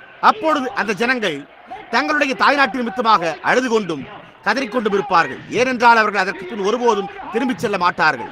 அவர்கள் அடிமைகளை சாட்டையில் அடிக்க வேண்டியதாக இருந்தது. நீங்கள் ஒரு மோட்டார் வாகனத்தை வேறு எதையாவது கிரயத்துக்கு வாங்குவது போல அவர்கள் அடிமைகளை வாங்குவார்கள். அவர்கள் மானிட வர்க்கங்களையே அடிமைகளாக விற்றுக் கொண்டிருந்தனர். ஒரு நாள் அடிமைகளை வாங்குபவர் ஒருவர், ஒரு தரகர் வந்தார். சரியாக கூறினால் அடிமைகளை விற்கும் அந்த பெரிய தோட்டத்துக்குள்ளாக வந்தார். அப்பொழுது அடிமைகளை வாங்குபவர், எத்தனை அடிமைகளை நீங்கள் விற்பனைக்காக வைத்துள்ளீர்கள் என்று கேட்டார். மேலும் அவர், பரவாயில்லை, நான் சிலரை மாற்றிக்கொள்ள வேண்டும் என்று கூறினார். அவர்கள் மிகப்பெரிய உருவம் கொண்டவர்களை பெற்றெடுக்கவே முயற்சிப்பர். அவர்கள் தாய்மார்களையும் தகப்பன்மார்களையும் எடுத்து, அதாவது ஸ்திரியானவள், அதாவது ஒரு திடகாத்திரமான ஒருவன் ஒரு சிறு உருவம் கொண்ட பலவீனமான ஸ்திரியை விவாகம் பண்ணி இருந்தால் அப்பொழுது அவர்கள் இந்த பெரிய உருவம் கொண்ட ஆரோக்கியமான புருஷர்களை கொண்டு சென்று குதிரைகளையும் மிருகங்களையும் இனப்பெருக்கம் செய்வது போன்று செய்வர். அது ஒருபோதும் சரியானதாக இருக்கவில்லை. தேவன் மனிதனை உண்டாக்கினார், மனிதனோ அடிமைகளை உண்டாக்கினார். அது ஆரம்பத்திலிருந்தே சரியானதல்ல, ஒருபோதும் சரியானதே அல்ல. எந்த மனிதனும் ஒரு அடிமையாக இருக்க வேண்டும் என்று தேவன் எண்ணுகிறதே இல்லை. இல்லை ஐயா, இல்லை. என்ன சம்பவித்தது என்று கவனியுங்கள். அப்பொழுது இந்த நபர் அந்த அடிமைகள் எல்லோருக்கும் மத்தியிலும் நான் அவர்களில் சிலரை வாங்க விரும்புகிறேன் என்று கூறினார். அவன் அங்கிருந்த ஒரு வாலிப நபரை கவனித்தான். அவர்கள் அவரை சவுக்கினால் அடிக்க வேண்டியதாக இருக்கவில்லை. அவன் தன்னுடைய முகவாய் கட்டையையும் தலையையும் மேல் நோக்கி பார்த்தவாறு வைத்துக் கொண்டு ஒரு உண்மையான நற்பண்பு கொண்டவனை போல சுற்றி நடந்து கொண்டிருந்தான். அப்பொழுது அந்த தரகர், நான் அவனை கிரயத்திற்கு வாங்க விரும்புகிறேன் என்றார். அப்பொழுது முதலாளியோ, ஆனால் அவன் விற்பனைக்கு அல்லவே என்றார். அதற்கு தரகரோ, ஏன் என்று கேட்டுவிட்டு, அவன் எஜமானா என்றும் கேட்டார். அப்பொழுது முதலாளியோ, இல்லை, அவன் ஒரு அடிமைதான் என்றார். அதற்கு தரகரோ, பரவாயில்லை, ஏன், நீங்கள் மற்றவர்களை போஷிப்பதை காட்டிலும் அவனை மேலாக போஷிக்கின்றீர்களா என்று கேட்டார். அப்பொழுது முதலாளியோ, இல்லையே, அவனும் மற்ற அடிமைகள் சாப்பிடும் அங்குள்ள அடிமைகளின் சமையலறையில் தான் சாப்பிடுகிறான். அவன் ஒரு அடிமையாயிருக்கிறான் என்றார். அதற்கு தரகரோ, மற்றவர்களை காட்டிலும் அவனை அவ்வளவு வித்தியாசமாக்குகிறது எது என்று கேட்டார். அப்பொழுது முதலாளியோ, நானே அதை குறித்து நீண்ட காலமாக வியப்புற்று வந்தேன். ஆனால் ஒரு நாள் நான் அதை கண்டறிந்து கொண்டேன். அப்பால் உள்ள அவனுடைய தாய்நாட்டில் அவனுடைய தந்தை அவர்கள் குலமரபின ராஜாவாக இருக்கிறாராம்.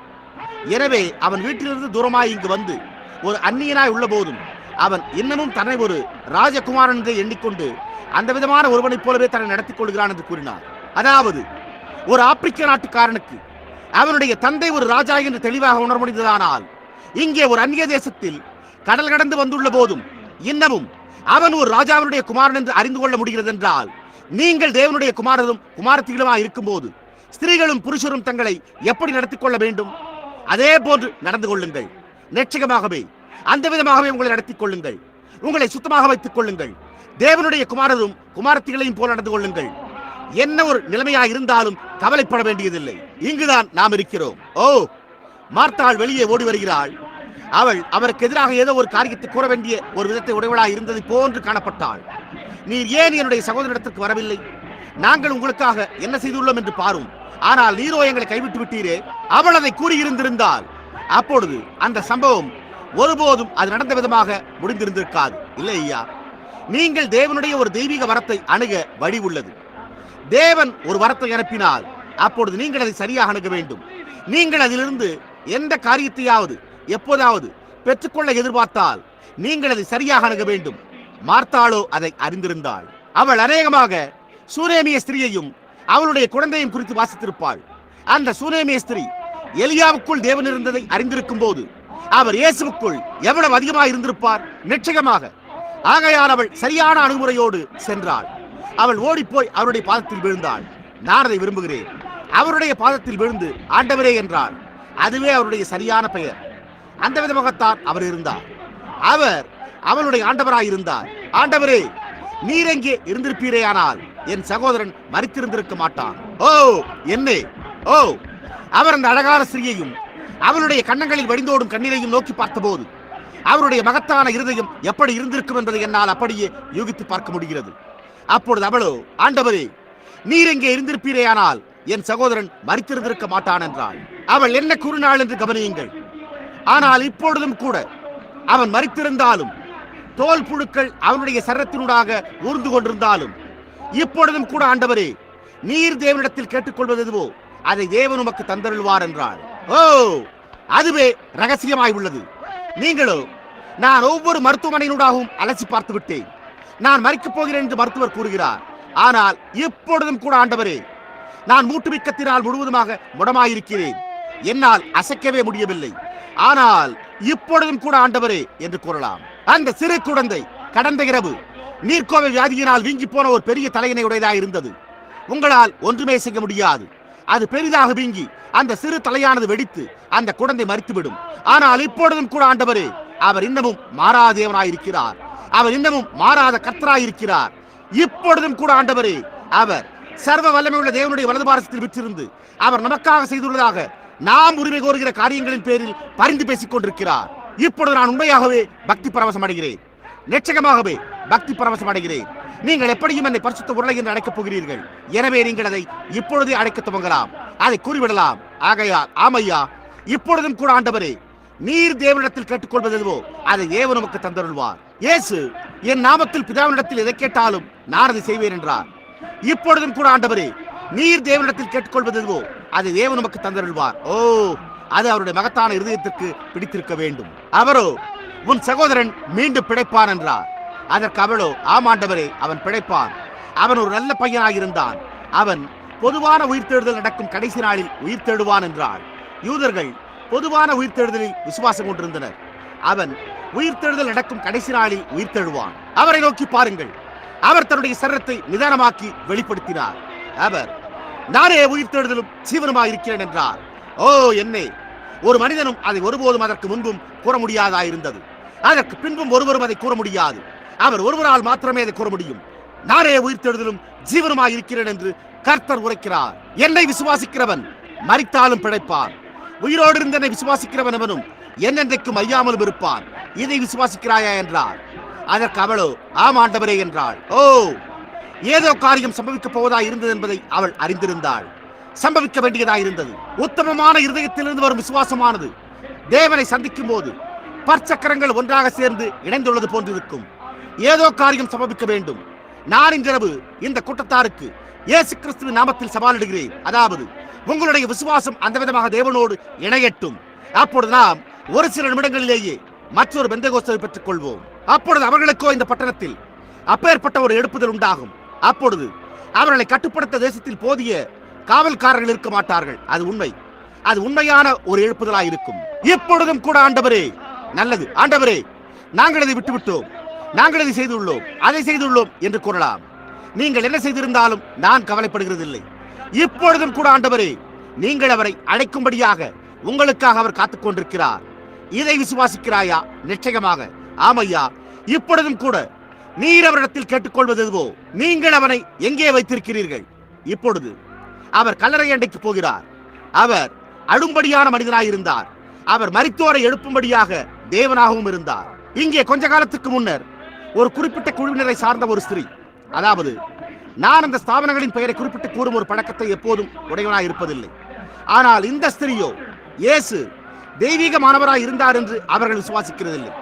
அவர் ஒரு தீர்க்கதரிசியாய் இருந்தார் என்றே அவர்கள் கூறினர். இப்பொழுது அவர் ஒரு தீர்க்கதரிசியாய் இருந்திருந்தால் நாம் யாவரும் பாவத்தில் தான் இருக்கிறோம். அவர் தேவனாய் இருந்தார். அவர் தேவனுக்கு கீழானவராய் இருக்கவில்லை. அப்படி இல்லை என்றால் உலகத்தில் எப்போதும் இருந்ததிலேயே மிகப்பெரிய வஞ்சகனாய் இருந்திருப்பார். அது உண்மை. அவர் ஒரு மனிதனை காட்டிலும் மேலானவராய் இருந்தார். அவளோ அவர் தெய்வீகமானவராய் இருக்கவில்லை என்றால் இன்றைய இந்த சமூக சுவிசேஷத்தில் அதை குறித்து அதிகமான காரியம் உள்ளது. இயேசு கிறிஸ்துவை ஒரு தீர்க்கதரிசியாக்க முயற்சிக்கிறார்கள். ஏன்? அவர் தீர்க்கதரிசிகளின் தேவனாயிருந்தார். நிச்சயமாகவே அவர் அவ்வாறு இருந்தார். அவளோ அவர் வெறுமன ஒரு மனிதனாய் இருந்தார் என்று நான் உங்களுடைய வேதாகமத்தின் மூலமே அதை உங்களுக்கு நிரூபிப்பேன் என்றாள். அப்பொழுது நானோ நீ அதை செய்யன்றேன். அதற்கு அவளோ அவர் லாசருவின் கல்லறைக்கு சென்ற போது வேதமோ அவர் கண்ணீர் விட்டார் என்று கூறியுள்ளது. எனவே அவர் சாவுக்கு ஏதுவான மனிதனாக இருக்க வேண்டியதாக இருந்தது. இல்லை என்றால் அவர் கண்ணீர் விட்டிருக்க முடியாது என்றாள். அதற்கு நானோ பெண்மணியே, அதுதான் உன்னுடைய வேத வாக்கியமா என்று கேட்டேன். நான் இங்கே இதை கூறி அவமதிப்பை உண்டு பண்ண வேண்டும் என்று பொருட்படுத்தி கூறவில்லை. ஆனால் நான் அவளிடத்தில் என்ன கூறினேனோ அதையே நான் உங்களுக்கு கூறவில்லை. அவளோ அதுதான் என்றாள். அப்பொழுது நான் அந்த கூற்று பட்டினி கிடந்து மறிக்கும் ஒரு கோழி குஞ்சின் நிழலில் தயாரிக்கப்பட்ட வடிசாறு குழம்பனை காட்டிலும் வலிமையற்றது போன்றே ஒன்றுமற்றதாய் உள்ளது என்று கூறினேன். மேலும் நான் நீங்கள் உறுதியாக கூறும்படி ஒன்றையுமே உடையவர்களாக இருக்கவில்லையே என்றேன். அதற்கு அவளோ காரணம் அவர் கண்ணீர் விட்டார், அது அவர் சாவுக்கு ஏதுவான மனிதனாக இருந்தார் என்பதை காண்பித்தது என்று கூறினார். அப்பொழுது நானோ அவர் சாவுக்கு ஏதுவானவராகவும் சாவாமை உள்ளவராயும் இருந்தார், அவர் மாம்சத்தில் தேவராயிருந்தார் என்றேன். அதற்கு அவளோ அர்த்தமற்றது என்றாள். அப்பொழுது நான் அவர் கண்ணீர் விட்டுக் கொண்டு கல்லறைக்கு சென்றார், அது உண்மைதான், ஆனால் அவர் தன்னை திடப்படுத்திக் கொண்ட போது என்று கூறினேன். வேதமோ அவருக்கு அழகமில்லை, அவரை பார்க்கும் போது நாம் அவரை விரும்பத்தக்க ரூபம் அவருக்கு இல்லாதிருந்தது என்று கூறியுள்ளது. ஆனால் அவர் தன்னுடைய தோள்பட்டைகளை நிமிர்த்தி லாசருவே வெளியே வா என்று கூறின போது மரித்து 4 நாட்களாகி கல்லறையில் அழுகி போயிருந்த மனிதன் வெளியே வந்தார். அதாவது ஒரு மனிதனை பார்க்கிலும் மேலானவராக இருந்தார். மனிதனால் அதை செய்ய முடியுமா என்று எனக்கு காண்பியுங்கள். அது என்னவாயிருந்தது? அழிவோ தன்னுடைய எஜமானை அறிந்திருந்தது, ஜீவன் தன்னுடைய சிருஷ்டிகளை அறிந்திருந்தது. ஏதோ காரியம் சம்பவிக்க வேண்டியதாக இருந்தது. அவர் மரித்து போய் 4 நாட்களாய் கல்லறையில் இருந்த ஒரு மனிதனிடத்தில் பேச அவரோ மீண்டும் எழுப்பி வந்து நின்று ஜீவித்தார். அல்லேலூயா! அதுவோ தேவன் தம்முடைய குமாரனில் இருந்ததாகும். ஆமையா, அதாவது தேவன் தம்மை அவர் மூலமாக குமாரனினூடாக தெரியப்படுத்திக் கொண்டிருந்தார். அது தேவன் பேசிக் கொண்டிருந்தாரே என்று ஒரு மனிதன் அல்ல. அவர் அந்த நாளிலே எதையாவது புசிக்கும்படியாக அந்த மரத்தின் மேல் சுற்றி பார்த்த போது அவர் ஒரு மனிதனாய் இருந்தார். அது ஒரு மனிதனாய் இருந்தது. ஆனால் அவர் 5 அப்பங்களையும் 2 மீன்களையும் கொண்டு 5000 பேரை போஷித்த போது அவர் ஒரு மனிதனை காட்டிலும் மேலானவராய் இருந்தார். அது தேவன் அவர்களை அங்கே போஷித்துக் கொண்டிருந்ததாய் இருந்தது. அவர் ஒரு தீர்க்கதரிசியை பார்க்கிலும் மேலானவராய், ஒரு மனிதனை பார்க்கிலும் மேலானவராய் இருந்தார். அவர் தேவனும் மனிதனுமாய் இருந்தார். நிச்சயமாக அவர் அந்த இரவு அந்த சிறிய படகின் பின்பகுதியில் படுத்திருந்தார். அப்பொழுது சமுத்திர அலைகள் அங்கே அந்த பலமான சமுத்திரத்தில் கொந்தளித்துக் கொண்டும் ஒரு குப்பியின் மூடி போல துள்ளி குதித்துக் கொண்டும் இருக்க அன்றிரவு அவரை சமுத்திரத்தில் அமிழ்த்தி விடுவோம் என்று 10,000 பிசாசுகள் ஆணையிட்டிருந்தன. அவர் ஒரு மனிதனாய் வியாதிஸ்தற்காக ஜெபித்ததினால் பலவீனமாய் களைப்புற்று அங்கே பின்னால் படுத்திருந்தார். காற்று கூட அவரை தொந்தரவுப்படுத்தவில்லை. அவர் உறங்கின போது அவர் ஒரு மனிதனாய் இருந்தார். ஆனால் அவர் விழித்தெழுந்து படகில் கட்டப்பட்டிருந்த கயிற்றின் மேல் தம்முடைய பாதத்தை வைத்து நோக்கி பார்த்து இறையாதே அமைதலாயிருக்கின்ற போது காற்றும் அலைகளும் அவருக்கு கீழ்ப்படிந்த போது அவர் ஒரு மனிதரை பார்க்கிலும் மேலானவராயிருந்தார். அது தேவன் மனிதனுக்குள்ளிருந்து தம்மை தெரியப்படுத்திக் கொண்டிருந்ததாகும். அது உண்மை. அவர் சிலுவை அண்டை இரக்கத்திற்காக கதறின போது அவர் ஒரு மனிதனாயிருந்தார். அவர் கதறி நான் தாகமாய் இருக்கிறேன் என்று கூறினபோது அவர் ஒரு மனிதனாயிருந்தார். அவர் மரித்த போது அவர் ஒரு மனிதனாயிருந்தார். ஆனால் ஈஸ்டர் காலையிலே அவர் மரணம், நரகம், கல்லறையின் முத்திரைகளை உடைத்து மீண்டும் உயிர் தெழுந்த போது அவர் ஒரு மனிதரை பார்க்கிலும் மேலானவராய் இருந்தார். அது தேவன் வெளிப்பட்டதாய் இருந்தது. புலவன் இவ்வாறு கூறினதில் வியப்பொன்றுமில்லையே. ஜீவிக்கும் போது அவர் என்னை நேசித்தார், மரிக்கும் போது அவர் என்னை ரட்சித்தார், அடக்கம் பண்ணப்பட்ட போது அவரின் பாவங்களை ஐதூரம் கொண்டு போய்விட்டார், உயிர் தெழுந்த போது அவர் இலவசமாய் என்னைக்குமாய் நீதிமானாக்கினார். என்றோ ஒரு நாள் அவர் வருகிறார். ஓ மகிமையான நாள். அவர் நான் பிழைக்கிறபடியினால் நீங்களும் பிழைப்பீர்கள், இதை விசுவாசிக்கிறாயா என்றார். அவர் நேற்றும் இன்றும் என்று மாறாதவராய் இருக்கிறார். இதை விசுவாசிக்கிறாயா? பரிசுத்த ஆவியானவர் இப்பொழுது இங்கே இருக்கிறார் என்று நான் விசுவாசிக்கிறேன். இதை விசுவாசிக்கிறாயா? அவர் நம்மை அவருடைய பிரசனத்தினால் நிரப்புவார் என்று நான் விசுவாசிக்கிறேன். இதை விசுவாசிக்கிறாயா? பரிசுத்த ஆவியானவர் அவருடைய பிரசனத்தை ஊற்றி எல்லா வியாதியஸ்தரையும் சுகப்படுத்தி பரிசுத்த ஆவியை பெற்றாத எல்லோரையும் பரிசுத்த ஆவியினால் நிரப்பும்படி செய்வார் என்று நான் விசுவாசிக்கிறேன். இதை விசுவாசிக்கிறாயா? நீங்கள் உங்களுடைய முழு இதயத்தோடு விசுவாசிக்கின்றீர்களா? நாம் எழுப்பினின்று அவருக்கு துதி செலுத்துவோமாக. அவர் இப்பொழுதே நம் மீது விடுவார் என்று நான் விசுவாசிக்கிறேன். ஓ தேவராகிய கர்த்தாவே, வானங்களையும் பூமியையும் சிருஷ்டித்தவரே, நித்திய ஜீவனின் ஆக்கியோரே, ஒவ்வொரு நன்மையான ஈவையும் தருபவரே, நாங்கள் இதை விசுவாசிக்கிறோம் கர்த்தாவே. அதாவது நீர் இங்கே கூட்டத்தில் இருக்கிறீர் என்று நாங்கள் விசுவாசிக்கிறோம். அதாவது நீரே எங்களுடைய ஆத்துமாக்களில் அந்த ஆசீர்வாதமாய் இருக்கிறீர் என்று நாங்கள் விசுவாசிக்கிறோம். நீர் உம்முடைய ஆவியை எங்கள் மீது ஊற்றுகிறீர் என்று நாங்கள் விசுவாசிக்கிறோம். நீர் நேற்றும் இன்றும் என்று மாறாதவராய் இருக்கிறீர் என்று நாங்கள் விசுவாசிக்கிறோம். நீர் சதா காலங்களிலும் உயிரோடு இருக்கிறீர் என்றும் எங்களுடைய பெயர்கள் ஆட்டுக்குட்டியானவருடைய ஜீவ புஸ்தகத்தில் எழுதப்பட்டிருக்கின்றன என்றும் நாங்கள் விசுவாசிக்கிறோம். வானமும் பூமியும் ஒழிந்து போம், ஆனால் நாங்கள் என்றுமாய் உயிரோடு இருப்போம். ஏனென்றால் நீர் சதா காலங்களிலும் உயிரோடு இருக்கிறீர். கர்த்தாவே, நீரே அதை எங்களுக்கு வாக்கு பண்ணினீர். நாங்கள் அதை எங்களுடைய முழு இதயத்தோடு விசுவாசிக்கிறோம். கர்த்தாவே, எங்களுக்குள்ளாக இருக்கிற எல்லாவற்றோடும் நாங்கள் அதை விசுவாசிக்கிறோம். நான் அவரை நேசிக்கிறேன். நான் அவரை நேசிக்கிறேன். நீங்கள் அவரை விசுவாசிக்கிறீர்களா? அது பரிசுத்த ஆவியாய் உள்ளது என்று நான் விசுவாசிக்கிறேன். ஏதோ ஒன்று நம்மேல் விழுந்து கொண்டிருக்கிறது. இதை விசுவாசிக்கிறாயா? அவர் இப்பொழுதே ஒவ்வொரு நபரையும் சுகப்படுத்த விரும்புகிறார் என்று நான் விசுவாசிக்கிறேன். இதை விசுவாசிக்கிறாயா? உங்களுடைய கரங்களை அவரண்ட உயர்த்துங்கள், எழும்பி நில்லுங்கள். இதை விசுவாசிக்கிறாயா? பரிசுத்த ஆவியானவர் இங்கே இருக்கிறார். அதுதான் இதுவாகும். பேதுரு அதுதான் இது என்றான். அதுவே இது பரிசுத்த ஆவியாகும். ஓ கர்த்தாவே, வானங்களையும் பூமியையும் சிருஷ்டித்தவரே, உம்முடைய வல்லமையை, உம்முடைய ஆசீர்வாதங்களை, உம்முடைய நன்மையை இந்த ஜனங்களின் மேல் எடுப்பும். அவர்களுடைய இருதயங்களை ஆசீர்வதியும். மனுஷகுமாரன் சதா காலங்களிலும் உயிரோடு இருக்கிறார் என்பதை அவர்கள் காணட்டும். ஓ கர்த்தாவே, அதை அருளும். நாங்கள் அவர்களை தேவகுமாரனாகிய இயேசு கிறிஸ்துவின் நாமத்தில் உம்மண்டை அளிக்கிறோம். பரிசுத்த ஆவியை எவரேனும் பெற்றிருக்கவில்லை என்றால் உங்களுடைய கரங்களை உயர்த்தி தேவனை துதியுங்கள். அவர் உங்கள் மீது விடுவார் என்று நான் விசுவாசிக்கிறேன். யாராவது ஒருவர் உங்களுடைய கரங்களை அவர்கள் மீது வையுங்கள். இதுவே அந்த வேலையாய் உள்ளது. நாம் இனி ஏன் காத்திருக்க வேண்டும்? இதுவே அந்த நேரமாய் உள்ளது. இதுவே பெந்தேகோஸ்தைக்கான தேவனுடைய திரும்பி வரும்படியான நேரமாய் உள்ளது. தேவனோடு சரிபடுத்திக் கொள்ளுங்கள். பெந்தேகோஸ்தே, ஜீவனுள்ள தேவனுடைய வல்லமையினால் உங்களுடைய இருதயத்தை எழுச்சியடைய செய்யுங்கள். பரிசுத்த ஆவியானவர் உங்களுக்குள் அசைவாடி உங்களுடைய ஆத்மாக்களை முழுவதுமாய் நிரப்பட்டும். அவர் இங்கே ஒவ்வொரு இரவும் இருக்கிறார். வியாதியஸ்தரை சுகப்படுத்த, குருடருக்கு பார்வையளிக்க இங்கு இருக்கிறார். அவர் தாம் சதா காலங்களில் மாறாதவராய் இருக்கிறார் என்று நிரூபிக்கும்படியான மகத்தான வல்லமை மிக்க வல்லமையோடாக இங்கிருக்கிறார். அல்லேலூயா! அவரை ஸ்தோத்திரியுங்கள். உங்களுடைய கரங்களை உயர்த்துங்கள். நீங்கள் எங்கே இருக்கிறீர்கள் என்பதை மறந்துவிடுங்கள். நீங்கள் அவரை, அவருடைய நன்மையை, அவருடைய மகிமையை, அவருடைய வல்லமையை, என்றென்றும் உள்ள அவருடைய கிருபையை சுற்றி இருக்கின்றீர்கள் என்பதை அறிந்து கொள்ளுங்கள்.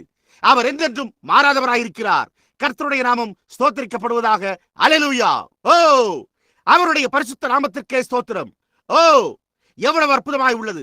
அவர் எவ்வளவு வல்லமை உள்ளவராயிருக்கிறார்! எத்தனை பேர் உங்களுடைய ஜீவியங்களை இப்பொழுதே புதிதாக தேவனுக்கு அர்ப்பணிக்க விரும்புகிறீர்கள்? உங்களுடைய கரத்தை உயர்த்துங்கள். எத்தனை பேர் உங்களுடைய ஜீவியங்களை தேவனுக்கு அர்ப்பணிக்க விரும்புகிறீர்கள்? அதுதான் இது.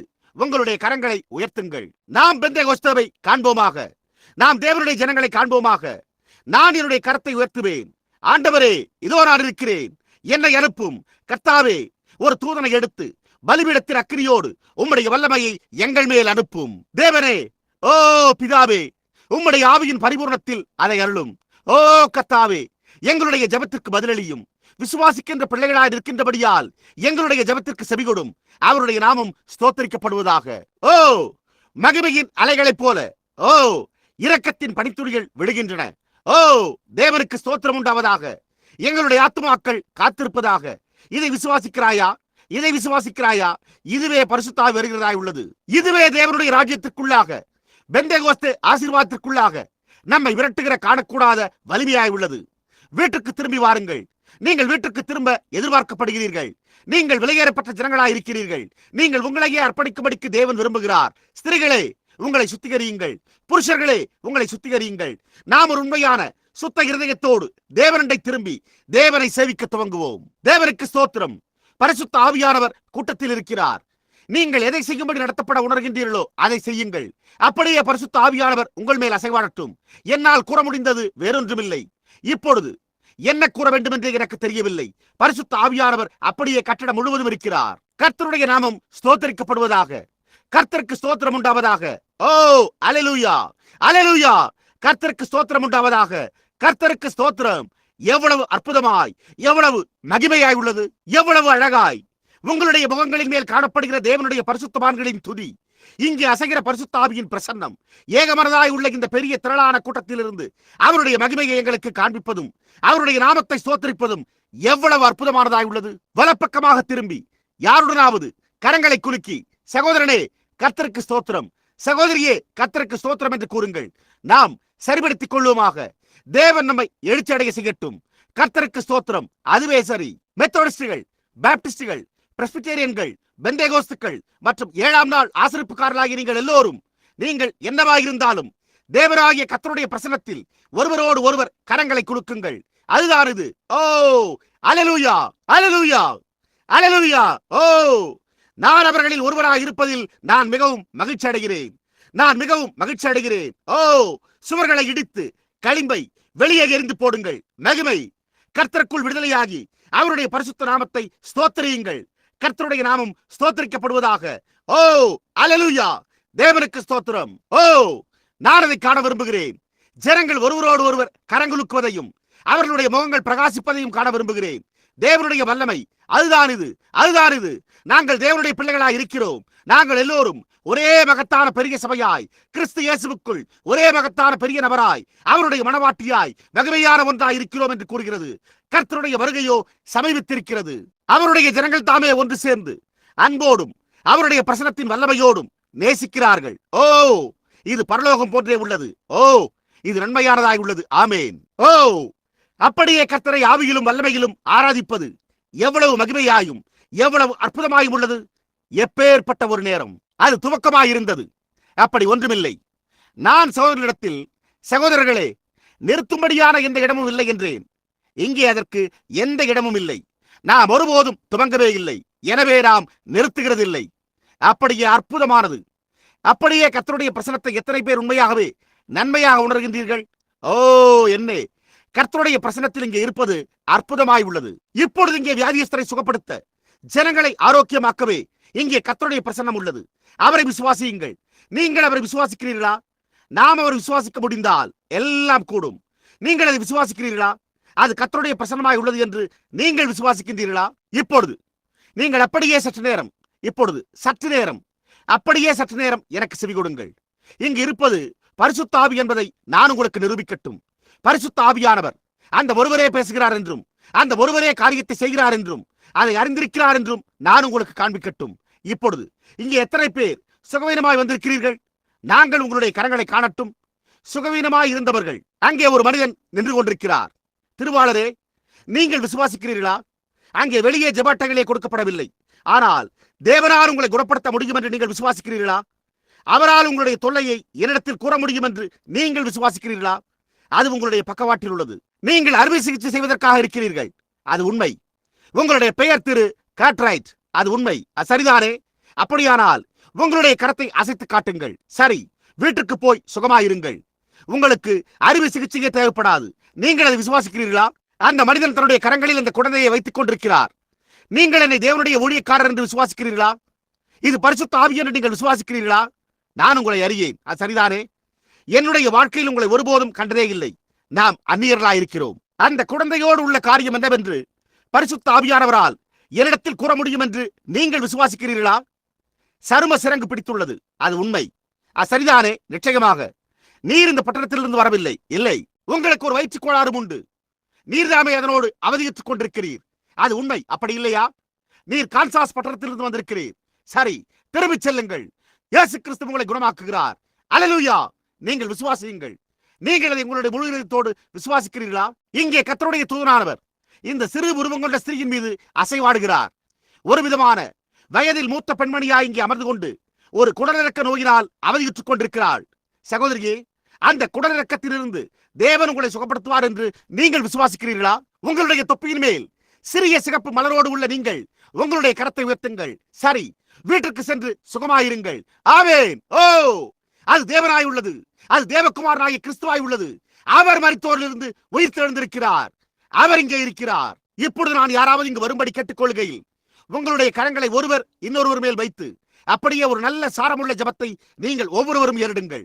சகோதரனே, இங்கே வாருங்கள். தேவன் சுகப்படுத்துகிறார் என்று காண்பிக்கும்படியாக நீங்கள் ஒருவர் மேல் ஒருவர் உங்களுடைய கரங்களை வைத்திருக்கும் போது நான் இங்கே ஜெபத்தை ஏறெடுக்கும்படியான இந்த சகோதரனை அழைத்துள்ளேன்.